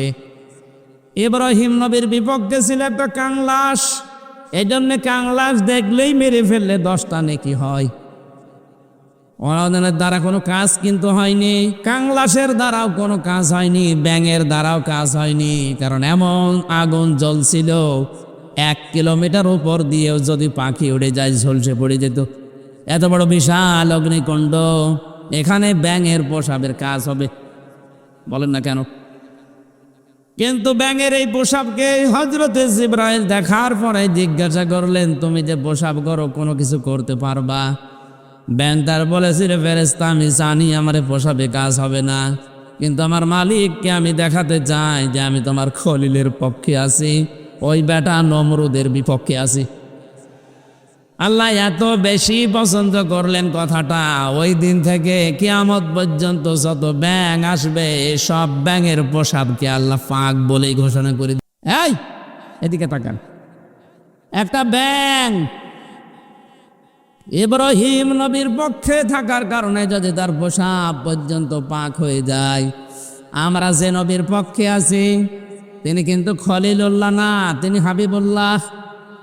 বলেন বলেন, খলিলুল্লাহ আর হাবিবুল্লাহর পার্থক্য কি? খলিল বলা হয় ওই বন্ধুকে যে বন্ধু আমার আল্লাহর জন্য সব করতে পারে, আর হাবিব বলা হয় ওই বন্ধুকে যে বন্ধুর জন্য আমার আল্লাহ সব করেছেন। জোরে বলেন সুবহানাল্লাহ। ইব্রাহিম নবীর পক্ষে থাকার কারণে যদি ব্যাঙের পোশাক পাক হয়ে যায়, আমরা মুহাম্মদুর রাসূলুল্লাহ হাবিবুল্লাহর পক্ষে থাকলে আমাদের জীবন পাক হয়ে যাবে। এই জন্য আল্লাহর আয়াতের পক্ষে যারা সায় দিলেন, আপনি মানেন না সেটা আলাদা, কিন্তু আপনাকে রায় দেওয়া লাগবে যে আমরা এই আয়াতটা সংসদে দেখতে চাই। আজ হাজারো মানুষ জেলখানাতে, প্রায় 1 লাখের উপরে মানুষ এখন জেল খাটছে সারা বাংলাদেশে। অধিকাংশগুলোই লক্ষ্য করলে দেখা যায় মার্ডার মামলা। গাজীপুরের কাশিমপুর কারাগারে প্রায় 1200 মানুষ এখনো ফাঁসির দণ্ডাদেশ নিয়ে মাথায় নিয়ে কন্টেম সেলে কাটাচ্ছে। 10,000 মানুষ ওখানে আছে, 4 জেল মিলে প্রায় 1200-1300 মানুষ শুধু ফাঁসির আসামি, এদেরকে সব ফাঁসি দেওয়া হবে। এদের 1 নাম্বার অপরাধ হচ্ছে এরা মানুষ হত্যা করেছে, এই কারণেই তো ফাঁসি দেয়।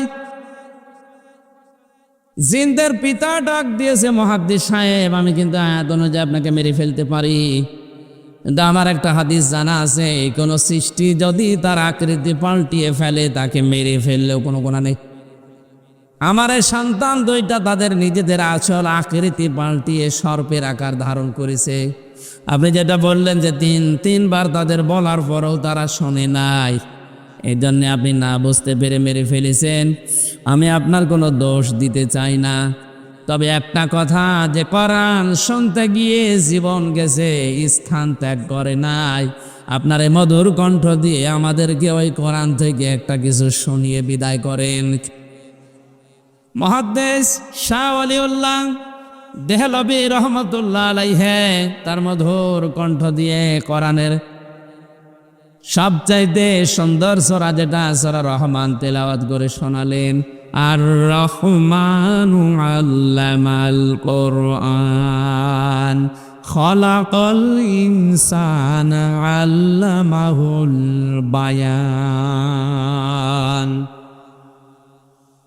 হাজার হাজার জিনের অজ্ঞান হয়ে গেছে, হুশ যাদের ছিল তারা সঙ্গে সঙ্গে বলে উঠেছে, কুলু উহিয়া ইলাইয়া আন্নাহু ইসতামা'a নাফারুম মিনাল জিন্নি ফাকালু ইন্না সামি'না কুরআনান আজাবা। তারা বলেছে অবশ্যই যে ওহী শুনলাম এটা আশ্চর্য কোরআন। শব্দের দিকে খেয়াল করেন, ইয়াহদি ইলার রুশদি ফামান্না বি। এই এদিকে তাকান, ইয়াহদি ইলার রুশদি ফামান্না বি। যে কয় মিনিটে আমরা কোরআন শুনেছি, এ কোরআন আমাদেরকে হেদায়েতের পথ বলে দিয়েছে। আপনি মনে হয় বুঝতে পারেননি। জিনেরা কোরআন শুনেছিল কয়দিন? মাত্র কয়েক মিনিট লাগে সূরা রহমান পড়তে।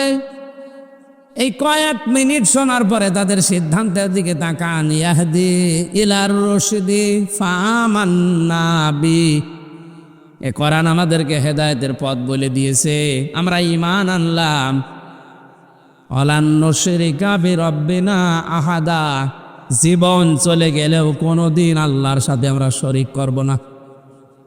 এখানে আলেম নেই, এই যে আলেম বসে আছে দুইটা, জিজ্ঞাসা করেন মোজারের আগে লান আসলে অর্থ হয় কখনোই না। আমার শিক্ষা দেওয়ার বিষয়, জিনেরা মাত্র কয়েক মিনিট কোরআন শুনে যদি এত বড় বড় সিদ্ধান্ত নিতে পারে যে আমরা সব পথ ভুলে গেছি, আমরা হেদায়েতের পথ পেয়ে গেছি, আমরা ঈমান এনেছি, কোনো দিন জীবন চলে গেলেও আল্লাহর সাথে শরীক করব না। আর আমরা সেই জন্মের পর থেকে কোরআন শুনে আসছি,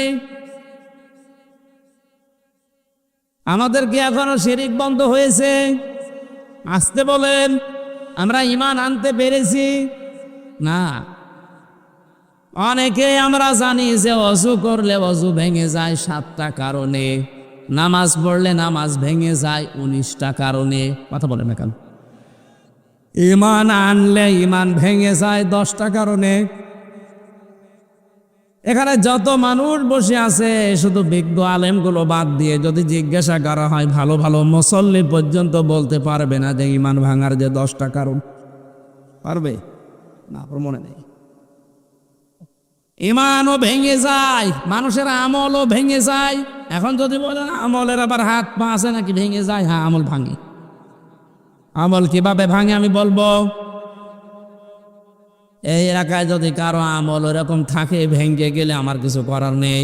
আল্লাযীনা কাফারু ওয়া সাদ্দু আন সাবিলিল্লাহি আদাল্লা আমালাহুম।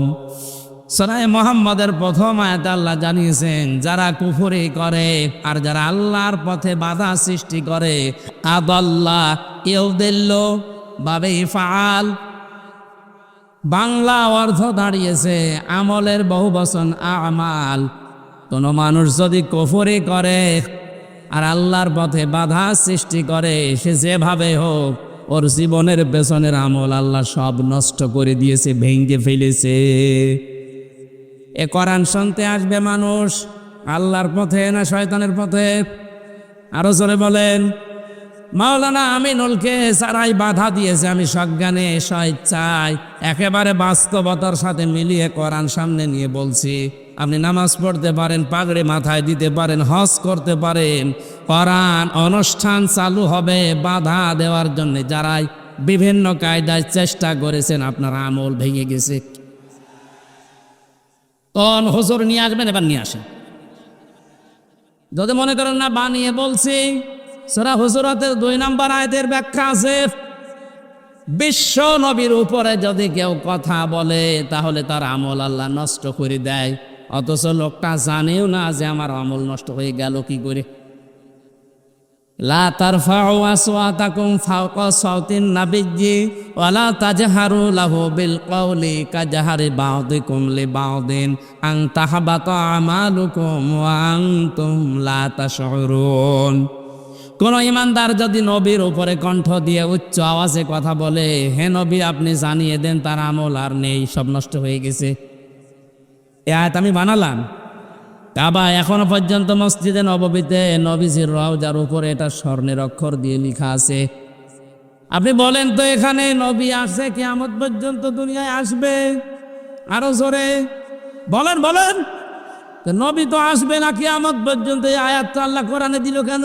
আবার তারফাউ মজারে দিয়েছেন, এই কারণেই দিয়েছেন বর্তমান ভবিষ্যৎ প্রেজেন্ট ফিউচার।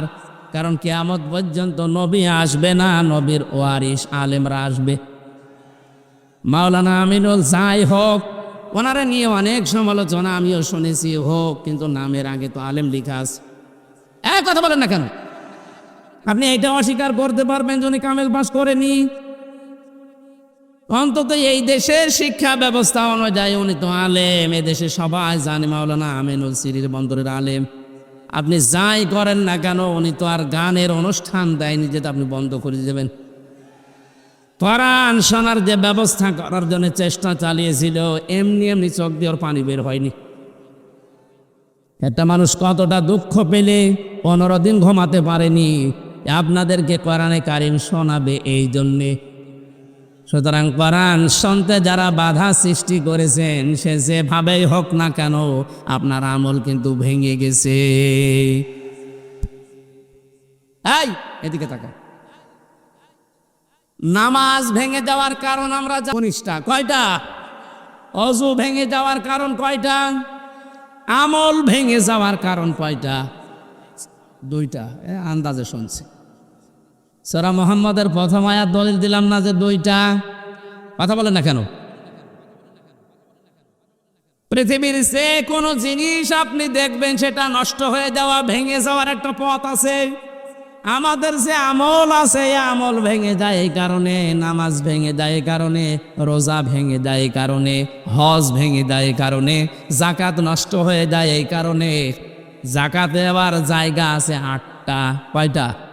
এই 8টা বাদ দিয়ে যদি মানুষ 9 নাম্বার জায়গায় দেয়, তাহলে ও যাকাত ভেঙে যাবে, নষ্ট হয়ে যাবে। জান্নাত যাওয়ার জন্য যেটা আসল দরকার ঈমান, ঈমানও মাঝে মাঝে ভেঙে যায়। আসতে বলেন, ঈমান ভাঙে না? ঈমান ভাঙার কারণ 10টা। কয়টা? আমি সংক্ষেপে আপনাকে লিখে নেওয়ার জন্য বলছি, কাজে লাগবে লিখেন। ঈমানও মানুষের ভেঙে যায়।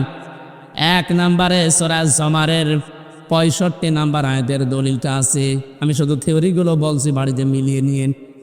1 নম্বরে দুনিয়া কেউ যদি শিরিক করে, তার ঈমান ভেঙে যায়, নষ্ট হয়ে যায়।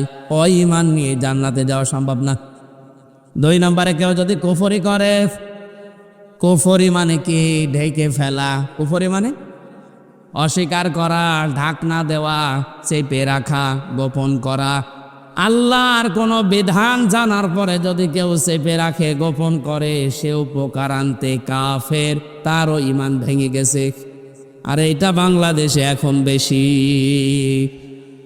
3 নম্বরে কেউ যদি নেফাকি করে, মুনাফিকি, দাও খোদা দাও আমায় আবার ওমার দারাজ দিল, দাওয়ালির মতো বীর সেনানি জাগাতে নিখিল, দাও খোদা দাও আমায় আবার ওমার দারাজ দিল। হামজাকে দাও ঘরে ঘরে জীবন দিতে অকাতরে, হামজাকে দাও ঘরে ঘরে জীবন দিতে অকাতরে।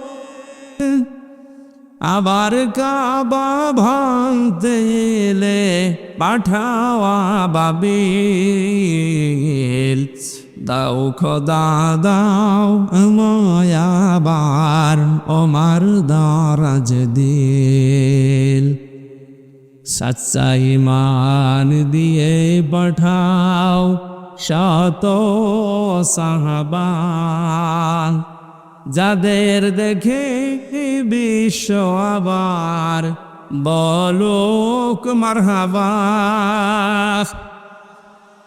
আবার পাঠাও আবু বকর, ফিতনা ফাসাদ আসুক সমর, অনরটুট পাহাড় সম দাও সে মনের মিল।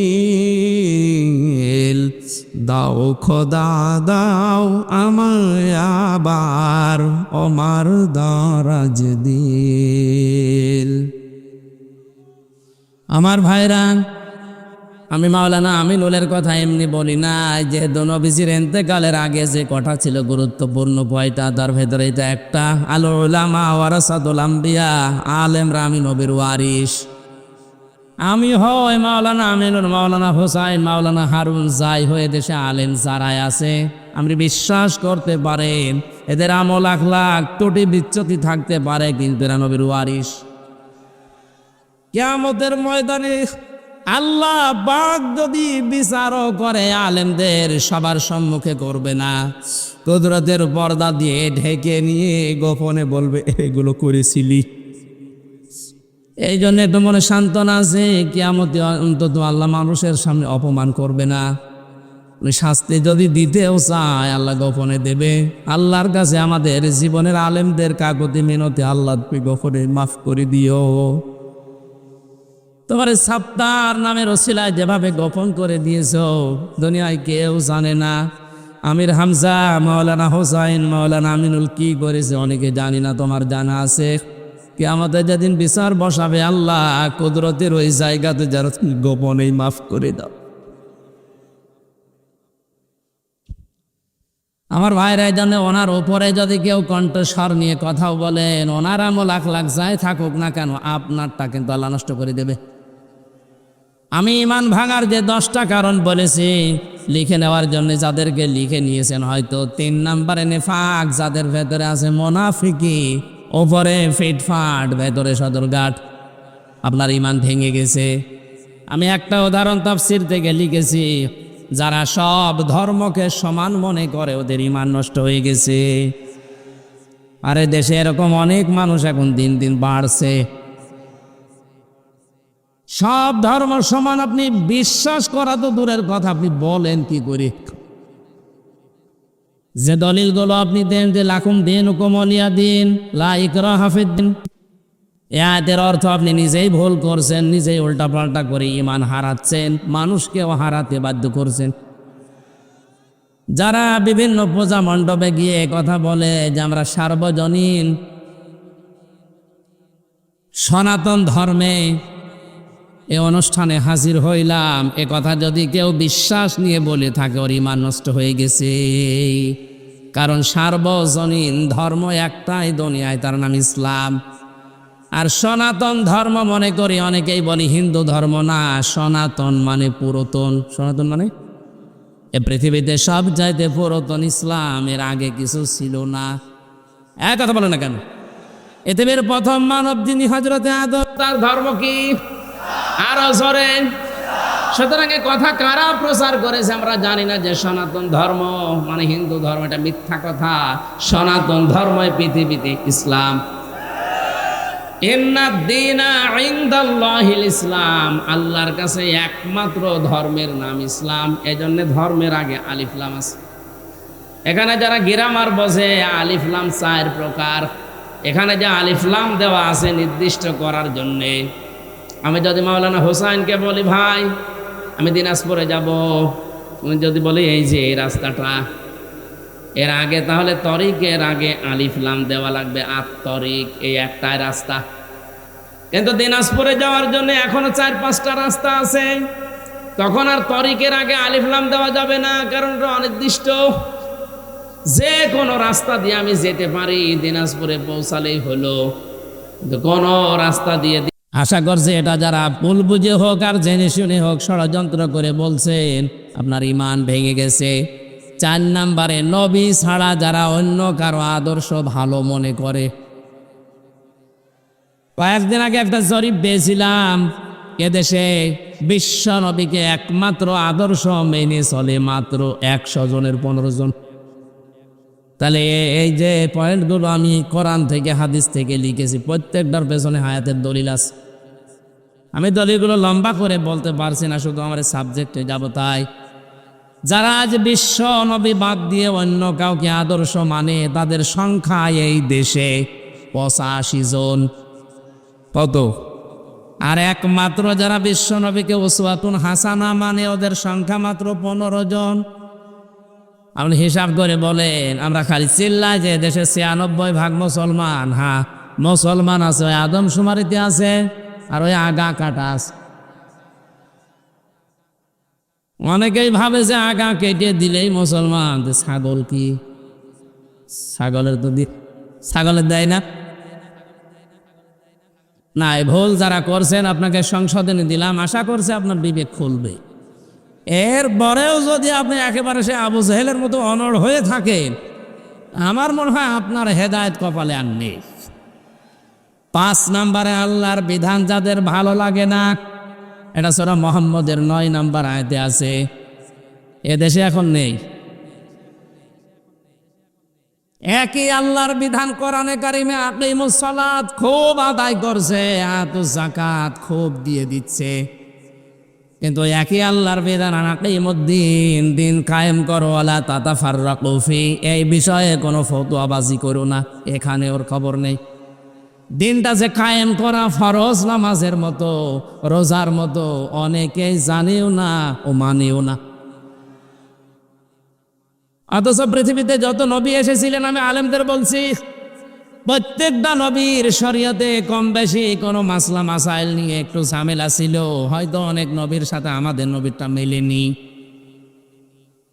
যেমন হযরতে মুসা আলাইহিস সালামের জামানায় কারো শরীরে যদি লাপাক লেগে যেত, ওই জায়গাটা এরকম মুছে ফেললেই হয়ে যেত।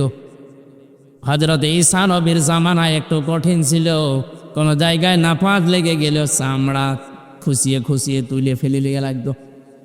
আল্লাহ পাক কঠিনটাও দেননি, একেবারে সহজটাও দেননি, আমাদের মাঝামাঝি শরীয়ত দিয়েছেন যে চামড়াও তোলা লাগবে না, আবার মুছে ফেললেও হবে না, 3 বার ধুয়ে ফেলা লাগবে।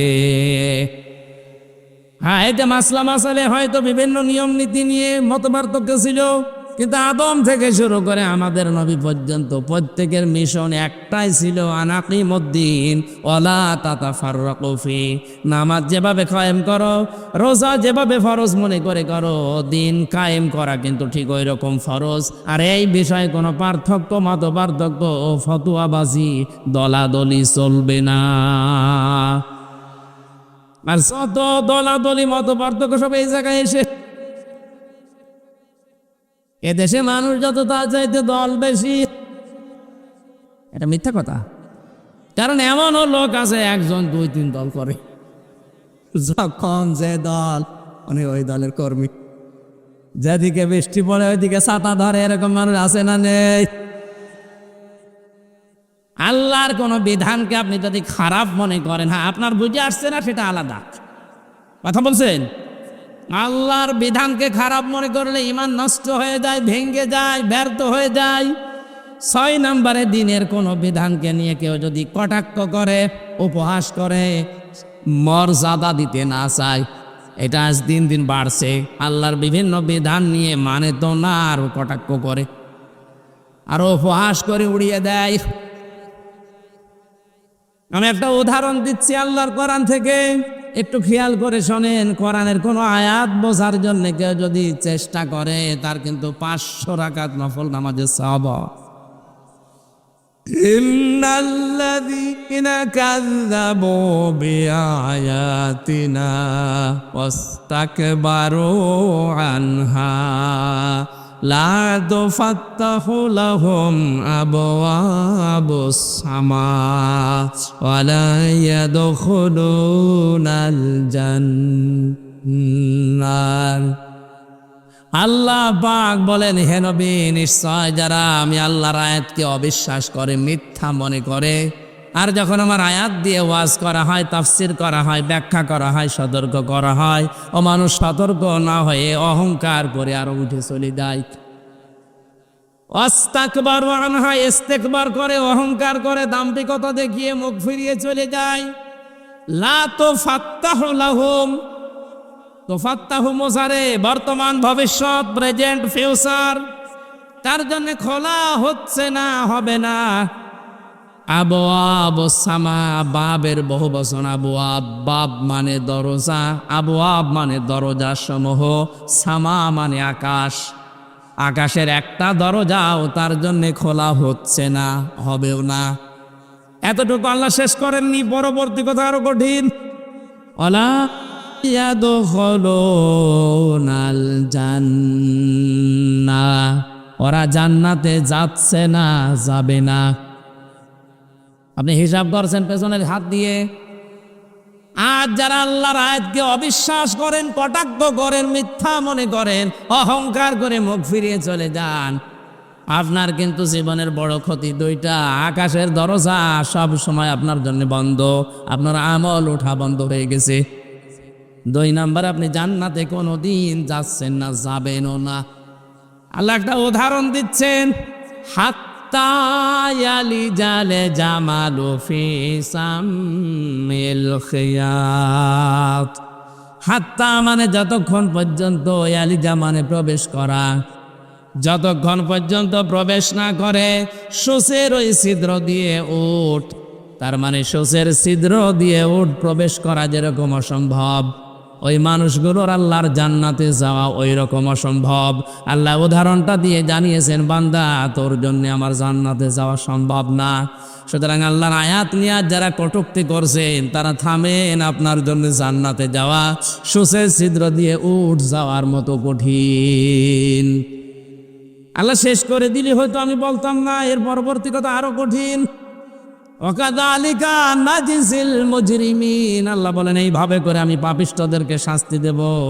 লাহুম মিন জাহান্নামা মিহাদু ওয়া মিন ফাওকিহিম গাওয়াশ ওয়াকাযালিকা নাজিসিজ যালিমিন।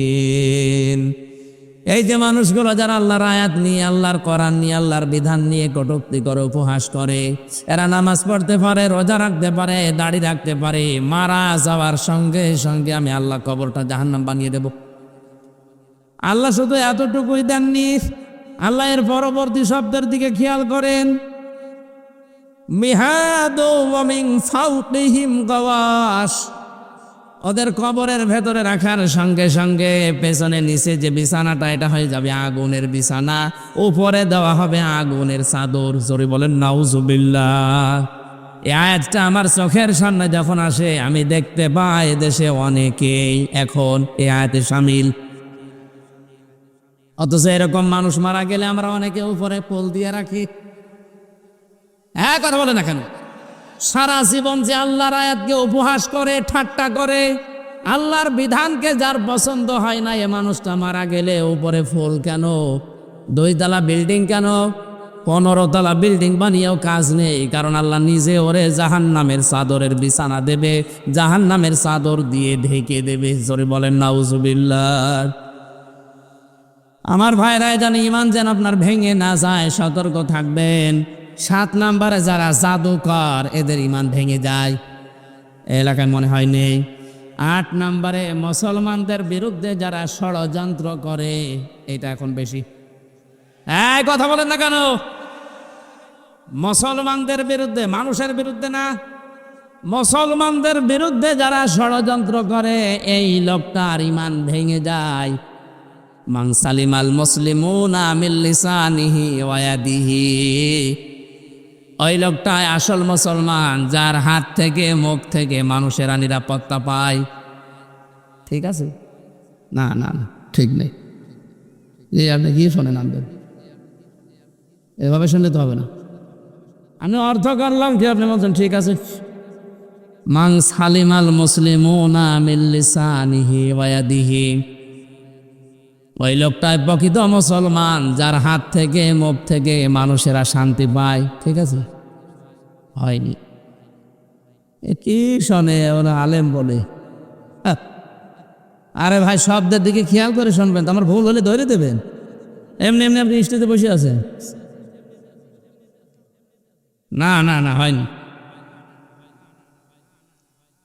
এখানে কিন্তু এই জন্যই তাফসীর মাহফিলে আসা লাগে। সূক্ষ্ম সূক্ষ্ম কিছু শব্দ যেগুলো ক্লাসে পাওয়া যায় না, এই শব্দগুলো গবেষণা করে বের করা লাগে।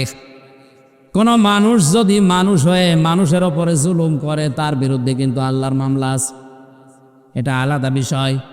সূরা সূরার 42 নম্বর আয়াতে আল্লাহ দলিল দিয়েছেন, ইন্নামাস সাবিলু আলাল্লাযিনা ইয়াজলিমুনান নাস।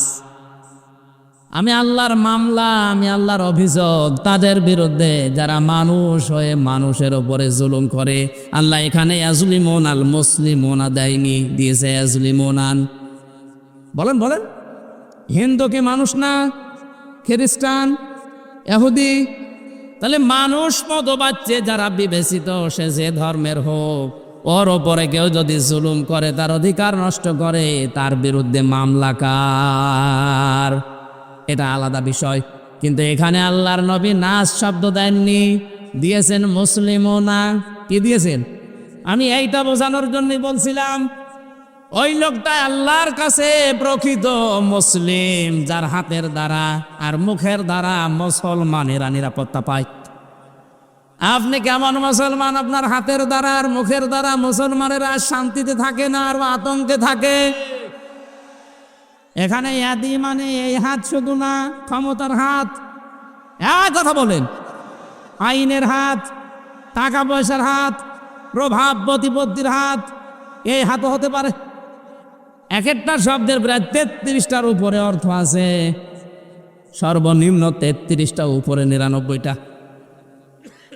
যেখানে যেই শব্দটা খাটবে, অ্যাপ্রোপ্রিয়েট হবে, ওইটা ওই জায়গায় আপনাকে লাগানো লাগবে। এই জন্যে তাফসির করতে গেলে এক শব্দের একাধিক অর্থ আপনার জানা থাকতে হয়। মানে একটা শব্দের একটা অর্থ জেনে যদি শুরু করতে চান, আপনি উলটপালট করে ফেলবেন। কোরআনে কারিমে আল্লাহ দরবা দিয়েছেন, দরবা মানে মারা। দরবা মানে কি? আমাদের সে মিজান মুন সাহেবে পড়িয়েছে, দরবা মানে আঘাত করা, দরবা মানে মারা। অথচ তাফসিরের ভাষায় 33টার উপরে শব্দ আছে। দরবা মানে দৃষ্টান্ত দেওয়া, দরবা মানে সফর করা। আমার সবগুলো এখন মনে নেই, আমার যতটুকু আয়ত্ত আছে আমি মিলাতে পারি কোরআন পড়তে গেলে, যে এই জায়গায় দৃষ্টান্ত হবে, এই জায়গায় সফর করা হবে, এই জায়গায় মারা হবে। আমি যদি ওই মারাটাই জেনে রাখতাম, অর্থ করতে পারতাম। আল্লাহ পাক এখানে মুসলিমুনা শব্দ নাস না দিয়ে নবীজি কেন দিয়েছেন? এদন শব্দ দিয়ে শুধু এই হাত আমরা বুঝি ক্ষমতার হাতের দ্বারা, আইনের হাতের দ্বারা। আজ যারা মুসলমানদেরকে শান্তিতে থাকতে দেয় না, এরা মুসলমান না। এলাকায় টাকা পয়সার মালিক, এই কারণে তাদের এই টাকা পয়সার যে হাত আছে, প্রভাব প্রতিপত্তির হাত আছে, হাতের দ্বারাও অনেক মুসলমান আজ শান্তিতে নেই। অনেক মুসলমানের প্রভাব প্রতিপত্তি আছে, জোর করে মসজিদের সভাপতি হয়ে বসে আছে, না দিলে আবার রাগ করে। এটা একটু বেশি হয়ে গেল। মসজিদের সভাপতি হওয়ার জন্য কমপক্ষে 5টা গুণ লাগে। কয়টা? না ভাই, আমার এই ওয়াজ করার দরকার নেই। অনেক সভাপতি শেষে বলবো দরকার নেই, আমি ছেড়ে দিলাম, ক্রসা লাগা যা। আপনি ছেড়ে দিলেও অসুবিধা নেই। এখন যারা সংসদ সদস্য কয়েকদিন আগে থেকে আওয়াজ তুলেছে, বাংলাদেশেও কলকাতার মমতার মতো এই দেশে ইমাম আর মুয়াজ্জিনদের সরকারিভাবে বেতন দেওয়া লাগবে। এই দাবির পক্ষে আমাদের সংসদ সদস্য যিনি পিরোজপুরের, উনি বলেছে, তার পক্ষে আছে না নেই? এই পৌরসভার মেতর যিনি আছেন, ড্রেন পরিষ্কার করে, টয়লেট পরিষ্কার করে, তার যদি বেতন দেওয়া যায় 3 লক্ষ 3.5 লক্ষ, মসজিদের ইমামের বেতন আর মুয়াজ্জিনের বেতন দিতে গেলে আমাদের প্রধানমন্ত্রী পারবে না। 564টা মডেল মসজিদ বানিয়েছে, এখানে যদি বেতন দিতে পারে ইমাম মুয়াজ্জিনের, 3.5 লাখ মসজিদের ইমাম মুয়াজ্জিনের বেতনও দিতে পারবে। সে কলিজা তার আছে, কথা বলছে না কেন? তার কলিজা না থাকলে 10.5 লাখ 12 লাখের উপরে তাকান কত মানুষকে আশ্রয় দিয়েছে। চীন এত বড় রাষ্ট্র, একটা মানুষও নেয়নি।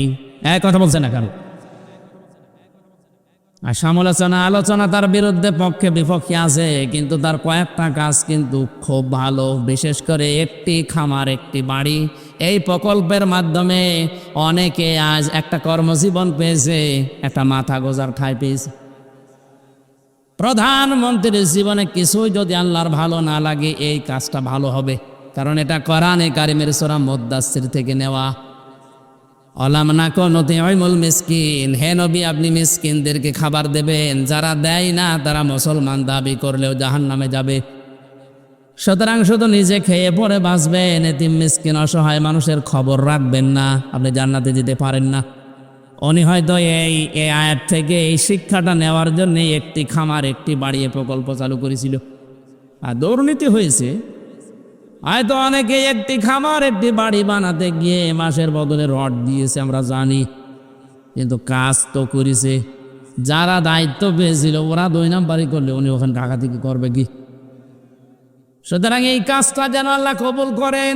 লক্ষ লক্ষ মানুষের মাথা গোজার মতো একটা ঠাঁই হয়েছে, একটা কর্মসংস্থান তৈরি হয়েছে। জোরে বলেন সুবহানাল্লাহ।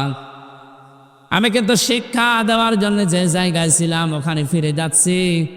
যে মানুষগুলো কাউকে মুসলমানদের বিরুদ্ধে ষড়যন্ত্রে লাগিয়ে দেয়, এই লোকটা আর মুসলমান থাকে না, ইমান ভেঙে যায়। 9 নম্বরে কাউকে যদি কেউ ইসলামের ঊর্ধ্বে মনে করে, ওর ইমান নষ্ট হয়ে যায়। আমি এই শব্দটা আর বলবো না। কাউকে আপনি ইসলামের ঊর্ধ্বে মনে করতে পারবেন না, এমনকি নবীজিও না। কারণ নবীজি ইসলামের প্রচারক ছিলেন, ইসলামের খাদেম ছিলেন।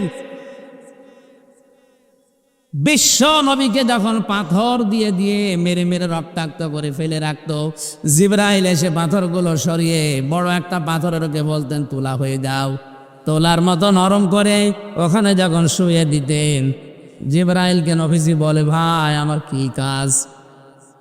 নবীজিকে আল্লাহ শুনিয়েছেন, ফেরেশতা বলে দাও যে দিনের জন্য নবীকে পাঠিয়েছি ওই দিনের জন্য মার খেয়েছে। সকাল বেলা থেকে মুহাম্মদ রাসূলুল্লাহর ওই দিনের প্রচার করাই কাজ। তাহলে দিনের মর্যাদা কত বেশি ইসলামের। এজন্য ইসলামের ঊর্ধ্বে কাউকে মনে করা যাবে না, সে যেই হোক। কথা বুঝতেছেন? আমার কাছে আগে ইসলাম, আমি মুসলিম হিসাবে, এরপরে অন্য কিছু। 10 নম্বরে ইসলামের কোন বিধানকে যারা ঘৃণা করে, এটা সূরা সেজদার 22 নম্বর আয়াতের ব্যাখ্যায় পাবেন। তাহলে আমি বলছিলাম দুনিয়াতে অনেক কিছু আছে যেগুলো করলে হয় না, ভেঙে নষ্ট হয়ে যায়। এই পৃথিবীতে শয়তানের যে বন্ধু, এই বন্ধু কিন্তু ভেঙে যায়। শয়তানের সাথে যারা বন্ধুত্ব করে, এই বন্ধুত্ব ভেঙে ফেলার বুদ্ধি আছে না নেই? আমরা যারা শয়তানের সাথে বন্ধুত্ব করলাম, এই যে অপচয় করে, অশ্লীলতা ছড়ায়, যৌনতা ছড়ায়, নবীদের, তার মানে নবীর ওয়ারিসদের মুখের উপরে জোরে কথা বলে, আল্লাহর পথে চলতে বাধা দেয়, এগুলো সব শয়তানের কাজ। কার কাজ? আল্লাহ আমাদেরকে হেফাজত করুন, বলেন আমিন।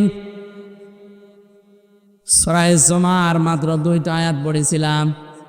এমন গুরুত্বপূর্ণ বিষয় আল্লাহ আয়াতের ভেতরে দিয়েছেন, একটু খেয়াল করে তাফসীর আকারে শোনেন। ইয়া আইয়ুহাল্লাযীনা আমানু ইযা নুদিয়া লিস-সালাত।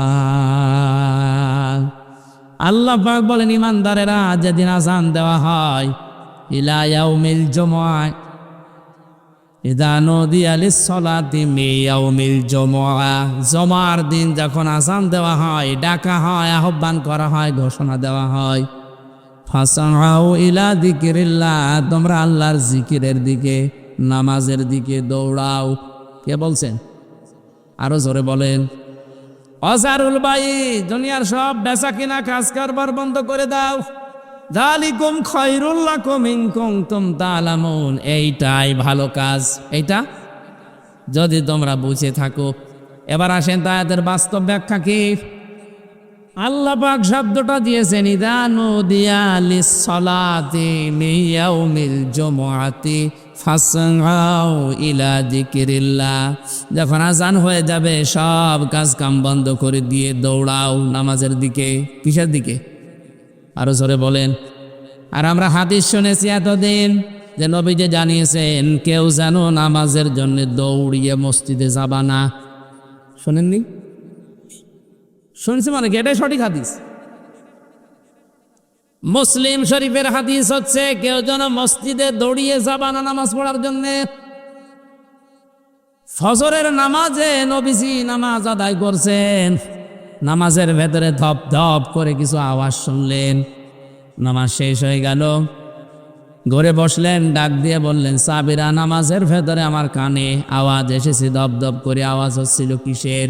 সাহাবীরা বলে হুজুর আমরা ফজরে টের পেয়েছি দেরিতে, জলদি করে ওযু করে মসজিদে আমরা অনেকেই দৌড়িয়ে এসে জামাত ধরেছি। ওই দিন নবীজি হাদিসটি বলেছিলেন যে তোমরা কেউ দৌড়িয়ে জামাত ধরবা না, যতটুকু পারা দেয় ধীর স্থিরভাবে নামাজ পাও, বাকি যেটা পাবে না কাজা করে নেবে। কথা বুঝতেছেন? তাহলে আয়াতের সাথে নবীর কথার কোনো মিল নেই। হ্যাঁ ওই আছে কই? আল্লাহ বললেন দৌড়াও, নবীজি বললেন দৌড়ানোর দরকার নেই। আল্লাহ দৌড়াতে বলেছেন এই কারণে আপনার যেন নামাজ গুরুত্ব দিয়ে, যখন দুনিয়াতে নামাজের সিস্টেম চালু হয়ে যাবে, আজান হয়ে যাবে, সব কাজ কাম আপনার জন্য এখন বন্ধ। আল্লাহ এইটা বোঝাতে চেয়েছেন যে কাজ কামে লিপ্ত থাকতে গিয়ে যেন আল্লাহ নামাজের জামাত শেষ হয়ে না যায়। এজন্য আগে থেকে প্রস্তুতি নাও, আগে থেকেই তোমাকে নিজেকে প্রস্তুতি করো। অন্তত মসজিদের সাথে তোমার এই জীবনটা, তোমার অন্তরটা লটকিয়ে রাখো। কিয়ামতের কঠিন ময়দানে মানুষ যখন পাবে, ঘামের ভেতরে হাবুডুবু খাবে, ওই সময় আরশের ছায়ায় যাদেরকে স্থান দেব তার 4 নাম্বার তারা, যারা দুনিয়াতে নামাজ পড়তে মসজিদে যায়, বের হয়ে গেলে আবার কখন যাবে এই ধান্দায় থাকে। জোরে বলেন সব। আমরা এই কাজ কারবার করে একটু আদায় করি। বলে ফাসাউ ইলা যিকরিল্লাহর ব্যাখ্যা মানে দৌড়াতে বলেছে এই জন্যে যেন আপনি আগে থেকে প্রস্তুতি নেন, নামাজ যেন নষ্ট না হয়ে যায়। এই কারণে সব কাজ কাম বন্ধ করে দিতে বললেন। এদের সাথে বাংলাদেশের বাস্তবতার মিল হয় না, আমি অনেক ক্ষেত্রে দেখেছি। আল্লাহ বলছেন দৌড়াও নামাজের জন্য, সব কাজ কাম বেচা কেনা দোকানপাট যত কিছু আছে বন্ধ করা লাগবে। কে বলছেন? আরো জোরে। দিনাজপুরবাসী খেয়াল করেন, জমার নামাজ আজান থেকে শুরু করে একেবারে শেষ পর্যন্ত আমার মনে হয় 1-1.5 ঘন্টা সময় লাগে। কথা বলছে না কেন? আল্লাহ বললেন তোমাদের এইটাই ভালো কাজ, নামাজে আসো, ওই কাজ বন্ধ করে দিয়ে। আর আমরা দেখছি না 1-1.5 ঘন্টা সময় লাগছে। অথচ এই দেশে এমন অনেক মানুষ আছে 1 ঘন্টায় 5 লাখ টাকা উপায় করে। মানে আপনার বেশি মনে হয়ে যাচ্ছে। ঢাকাতে ডাক্তার মতিয়ার রহমানের বাড়ি খুলনা, অনেক পিত্তথলির পাথর বের করেন অপারেশন ছাড়া। ওনার 15 মিনিট সর্বোচ্চ সময় লাগে এক একটা অপারেশন করতে, 1,20,000 করে টাকা নেয়। তো 1 ঘন্টায় যদি 4টা-5টা করে কত টাকা হয়? উনি 1.5 ঘন্টা নামাজ পড়তে গেলে কমপক্ষে 7 লাখ টাকা ওনার লস হবে। আর কথা বলছেন এখন? এখন উনি যদি এই আয়াতের প্রশ্ন করে, আল্লাহ তোমার সাথে তো আমার বাস্তবতা মেলে না, তুমি বলছো যালিকুম খায়রুল লাকুম, এইটাই ভালো কাজ, অথচ আমি দেখলাম না নামাজ পড়তে গেলে আমার 7 লাখ লস। তা আমার তো লাভ হচ্ছে না, লস হচ্ছে। তাহলে কোরআনের এই আয়াত ভুল। কেন আল্লাহ যালিকুম খায়রুল লাকুম দিয়েছেন? এইটাই ভালো কাজ। ইন কুনতুম তা'লামুন, যদি তোমরা জানো। এবার আসেন ব্যাখ্যায়। আল্লাহ এই কারণে দিয়েছেন, আপনি 1.5 ঘন্টায় 7 লাখ টাকা উপায় করলেন। যে সমাজে নামাজ নেই, নামাজের শিক্ষা নেই, হাসপাতাল থেকে অপারেশন করে 7 লক্ষ টাকা ব্যাগে নিয়ে আপনি ব্রিফকেসে ভরে যাচ্ছেন বাড়িতে, 1-1.5 কিলোমিটার দূরে মনে করেন বাড়ি। রাস্তায় যাবার সময় যে সমাজে নামাজ নেই, সমাজে চুরিদারি, ছিনতাই, হাইজাকার, ডাকাতি নেই। আসতে বলেন। এখন আপনি 7 লাখ উপায় করে যাচ্ছেন, ও সমাজে তো নামাজ নেই। আপনার টাকা নেওয়ার সঙ্গে সঙ্গে বাড়িতে যাওয়ার রাস্তায় যদি ছিনতাইকারী ধরে, যদি চাই, আপনি জিততে না চাইলে আপনাকে মেরেও ফেলতে পারে। আল্লাহ এই কারণে নামাজের গুরুত্ব দিলেন, কারণ নামাজ যদি কায়েম হয়ে যায়, নামাজের শিক্ষাগুলো যদি ব্যক্তি পরিবার সমাজ রাষ্ট্রে এসে যায়, 7 লাখ না 7 কোটি টাকা সঙ্গে নিয়ে গেলেও তোমার মনে আল্লাহ ছাড়া আর কোনো চোর ডাকাত হাইজাকার ছিনতাইকারীর ভয় থাকবে না। এরকম একটা পরিবেশ আল্লাহর নবী মদিনায় গঠন করেছেন না করেন নাই? আরো জোরে, একবারও কি দেখতে মনে চায় না যে নামাজের সমাজটা বাংলাদেশে কায়েম হলে কি করে হাইজাকার মুক্ত, সন্ত্রাস মুক্ত, দুর্নীতিবাজ মুক্ত, সাদাবাজ মুক্ত, চোর ডাকাত মুক্ত একটা জীবন কিভাবে চালানো যায় শান্তিতে, ওইটা দেখতে মনে চায় না? আরো জোরে বলেন চাই না? আল্লাহ এই জন্য এটা বলেছেন জালিকুম খায়রুল লাকুম, এটা ভালো। এজন্য নামাজ কায়েম করো, নামাজকে দাঁড় করাও। হ্যাঁ, নামাজ যখন পরিবারে সমাজে রাষ্ট্রে কায়েম হয়ে যাবে নামাজের শিক্ষাগুলো, তখন আর মসজিদে বসে থাকার দরকার নেই। ফাইদা কুদিয়াতিস সালাতু ফান্তাশিরু ফিল আরদি ওয়াবতাগু মিন ফাদলিল্লাহ। নামাজ যখন শেষ হয়ে গেছে, এখন আর মসজিদে থাকা যাবে না, এখন ছড়িয়ে যাও, ছিটিয়ে পড়ো, অনুসন্ধান করো আল্লাহর রিজিক। আল্লাহর কি? আরো জোরে। ইয়াতে বিধান হচ্ছে 2টা, একটা নামাজ পড়ো আর একটা ছড়িয়ে পড়ো।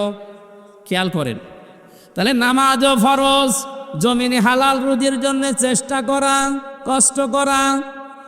আরো জোরে। আল্লাহ কিন্তু নামাজের আগে ওয়াজকুরুল্লাহ দেননি যে নামাজের আগে তোমরা আল্লাহর বেশি বেশি জিকির করো, বলেননি। কিন্তু ওয়াজকুরুল্লাহ কাসীরা দিয়েছেন ওয়াবতাগু মিন ফাদলিল্লাহর আগে। তোমরা যখন অনুসন্ধান করতে যাবে রিজিক জমিনে, তখন কিন্তু আল্লাহর জিকির, আল্লাহর স্মরণ ভুলে যেও না। কারণ আমি আল্লাহ জানি নামাজে দাঁড়িয়ে মানুষ এমনি আমাকে ডাকবে, কিন্তু বাস্তবতায় গিয়ে, কর্মজীবনে গিয়ে, প্র্যাকটিক্যাল লাইফে গিয়ে যদি আমি আল্লাহর কথা মনে না থাকে, ওখানে দুর্নীতি হওয়ার সম্ভাবনা আছে না নেই? এই জন্য নামাজের ভেতরে অনেককে দেখা যায় কাকু কাঁদতেছে, নামাজের গুরুত্বও দিয়েছে, কিন্তু কর্মজীবনে সে এই জিকিরটার স্মরণ করে না। এই জন্যই ঘুষ খায়, সুদ খায়। আরো জোরে বলেন। ভার্সিটিতে থাকাকালীন একবার মাস্টার্সের সার্টিফিকেট নিয়ে আসতে গেছে, যার কাছে গেলাম বললাম স্যার সই করে দেন একটা সিল মেরে। অনে আমারে বলছে হামজা তাড়াতাড়ি কর। বলছে স্যার আমি তো তাড়াতাড়ি করছি। কিছুক্ষণ পরে আমারে বলছে তাড়াতাড়ি কর, আমি জোহরের নামাজে জামাত ধরবো। আমি বলছি আমি তো তাড়াতাড়ি করছি, আমি গাড়ি ধরবো। মাথা নিচু করে বলছে 1000 টাকা বের কর। তো আমি জামাত ধরবে? কিসের জামাত আপনার? এইটা আপনার আসল জামাত। সরকার আপনার কাছে 8টা ঘন্টা কিনে নিয়েছে, 45,000 টাকা বেতন আপনার। এক কথা বলে না কেন? আপনি মাত্র 10 মিনিট নামাজ পড়তে যাবেন শহরের, এই 10 মিনিটের জন্য এত তাড়াতাড়ি করছেন যে তাড়াতাড়ি কর আমি জামাত ধরবো। তা আপনার যে 8 ঘন্টা জামাত এখানে চলছে, ছেলেমেয়েরা আর বেশয় করে সেল মেরে দেবেন, এইটাই আপনার জামাত। কথা বলেন না কেন? আল্লাহ এই জন্য বলেছেন কর্মজীবনে সে যেন আমাকে ভুলেছেও না, আমার জিকিরটা ওই জায়গায় আরো বেশি করো, তাহলে এই দেশে দুর্নীতি হবে না। এর শেষে ছিল লাআল্লাকুম তুফলিহুন, যদি এটা করতে পারো আমি আল্লাহ বলছি তোমরা সফল হয়ে যাবে। জোরে বলেন সুবহানাল্লাহ। এই জন্য আমরা যদি আল্লাহর রিজিক অনুগ্রহ পেতে চাই, আল্লাহর দয়া পেতে চাই, এদিকে তাকান, আল্লাহর অনুগ্রহ যদি কেউ পেতে চায় তাহলে জমিনে আসা লাগবে। আর আল্লাহর রহমত যদি কেউ পেতে চায় মসজিদে যাওয়া লাগবে। মসজিদে ওঠার সময় বলা হয় আল্লাহুম্মা আফতাহ লি আবওয়াবা রাহমাতিক, হে আল্লাহ তোমার রহমতের দরজা আমার জন্য খুলে দাও। এক কথা বলে না কেন? আর যখন বের হয় মানুষ তখন কি চায়? আল্লাহুম্মা ইন্নী আসআলুকা মিন ফাদলিকা, এই যে ফজল অনুগ্রহ, হে আল্লাহ আমি তোমার কাছে আশা করি, চাই যে তুমি আমার রিজিক দাও, ফজল দাও। এখানে ফজল মানে রিজিক, ফজল মানে কি? তাহলে আমাদের কাজের সময় কাজ করা লাগবে, আর নামাজের সময় দুনিয়ার সব স্টপ, নামাজ পড়া লাগবে। এখন থেকে সিদ্ধান্ত নিয়ে যান, যত কঠিন পরিস্থিতি তৈরি হোক না কেন, ফরজ নামাজ আমি জীবনে আর ছেড়ে দেব না। হ্যাঁ, আমি আর যাই করি না কেন, ফরজ নামাজ, নামাজ শেষ হয়ে গেলে মসজিদে আর বসেও থাকবো না, কারণ আল্লাহর নির্দেশ ফান্তাশিরু ফিল আরদি ওয়াবতাগু মিন ফাদলিল্লাহ। নামাজ শেষ হয়ে গেছে, এখন জমিনে ছড়িয়ে পড়ো, এ নির্দেশ কার? নবীজি জানিয়েছেন আল কাসিবু হাবিবুল্লাহ, যারা কাজ করে খায় জমিনে এরা সাধারণ মানুষ না, এরা আল্লাহর বন্ধু। আমরা আল্লাহর বন্ধু খোঁজার জন্য সে চট্টগ্রামে যাই, বরিশালে যাই, সিলেটে যাই, ফরিদপুরে যাই। কে বলেছে ওগুলো আল্লাহর বন্ধু? যারা কাজ করে খায় না, বসে বসে খায়, ওগুলো আল্লাহর শত্রু। আল কাসিবু হাবিবুল্লাহ, যারা উপার্জন করে খায়, কাজ করে খায়, এরা কার বন্ধু? এ কাজটা যত ছোট হোক কোনো অসুবিধা নেই। এই যে মাইক টাঙিয়েছে যারা, এরাও কাজ করে খায়, রাস্তা ছাড়ু দেয়, এরাও কাজ করে খায়। এই জন্য আয়াতের শিক্ষা হচ্ছে নামাজের সময় হয়ে গেলে দুনিয়ার সব আমার কাছ থেকে মাইনাস হয়ে যাবে। নামাজের সময় হয়ে গেলে দুনিয়া বলে আমার আর কিছু নেই, আমার এখন আল্লাহর বিধান সামনে, নামাজ শেষ, এখন আমাকে যাওয়া লাগবে কর্মজীবনে রিজিক তালাশ করার জন্যে। আল্লাহুম্মা আমিন। রব্বানা আতিনা ফিদ দুনিয়া হাসানা ওয়া ফিল আখিরাতি হাসানা ওয়া কিনা আযাবান নার। আল্লাহ বিশাল আয়োজনকে কবুল করো।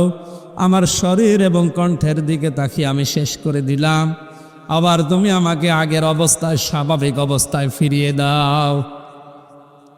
আমার কণ্ঠটা তুমি ভালো রাখো, সুস্থ রাখো শরীরটা, আমার এলেম তুমি বাড়িয়ে দাও, কোরআনের কথাগুলো সহজ সরল ভাষায় বলার তৌফিক দাও। এ মাহফিলের আয়োজন করতে গিয়ে যারা যেভাবে সহযোগিতা করেছে আল্লাহ তাদেরকে কবুল করে নাও। তোমার এক বান্দা কয়েকদিন আগে তার ছেলেকে হারিয়ে ফেলেছে, আল্লাহ ছেলেটাকে মাফ করে দাও। আমার আমিনুল ভাই সহ প্রশাসনের যে ভাইগুলো মাহফিলের জন্য সর্বাত্মক সহযোগিতা করেছে, এদের মা বাবা, আত্মীয় স্বজন, স্ত্রী পুত্র যারা দেশে আছে, এদের উপরে তোমার খাস রহমত নাজিল করো। মা বোনদেরকে কবুল করে নাও, মা বোনদেরকে ফাতিমার মতো, আয়েশার মতো বানাও, রোগ শোক থেকে তাদের মুক্ত করো। এ আসনের মাননীয় এমপি মহোদয়, যিনি এখন অর্থমন্ত্রীর দায়িত্বে আছেন, আল্লাহ তাআলা তার শরীরটা সুস্থ রাখো, ইমানটাকে তুমি মেহেরবানি করে ভরপুর করে দাও। আমাদের প্রধানমন্ত্রী শেখ হাসিনা থেকে শুরু করে যারাই দেশের দায়িত্বে আছে, ওমরের মতো সততা দিয়ে দাও। আমাকে তুমি মাফ করে দাও। আগামীতে মাহফিলটা বিশাল আকারে মঞ্জুর করো। যখনই মরণ আসবে একবার হলেও যেন পড়ি লা ইলাহা ইল্লাল্লাহু মুহাম্মাদুর রাসূলুল্লাহ।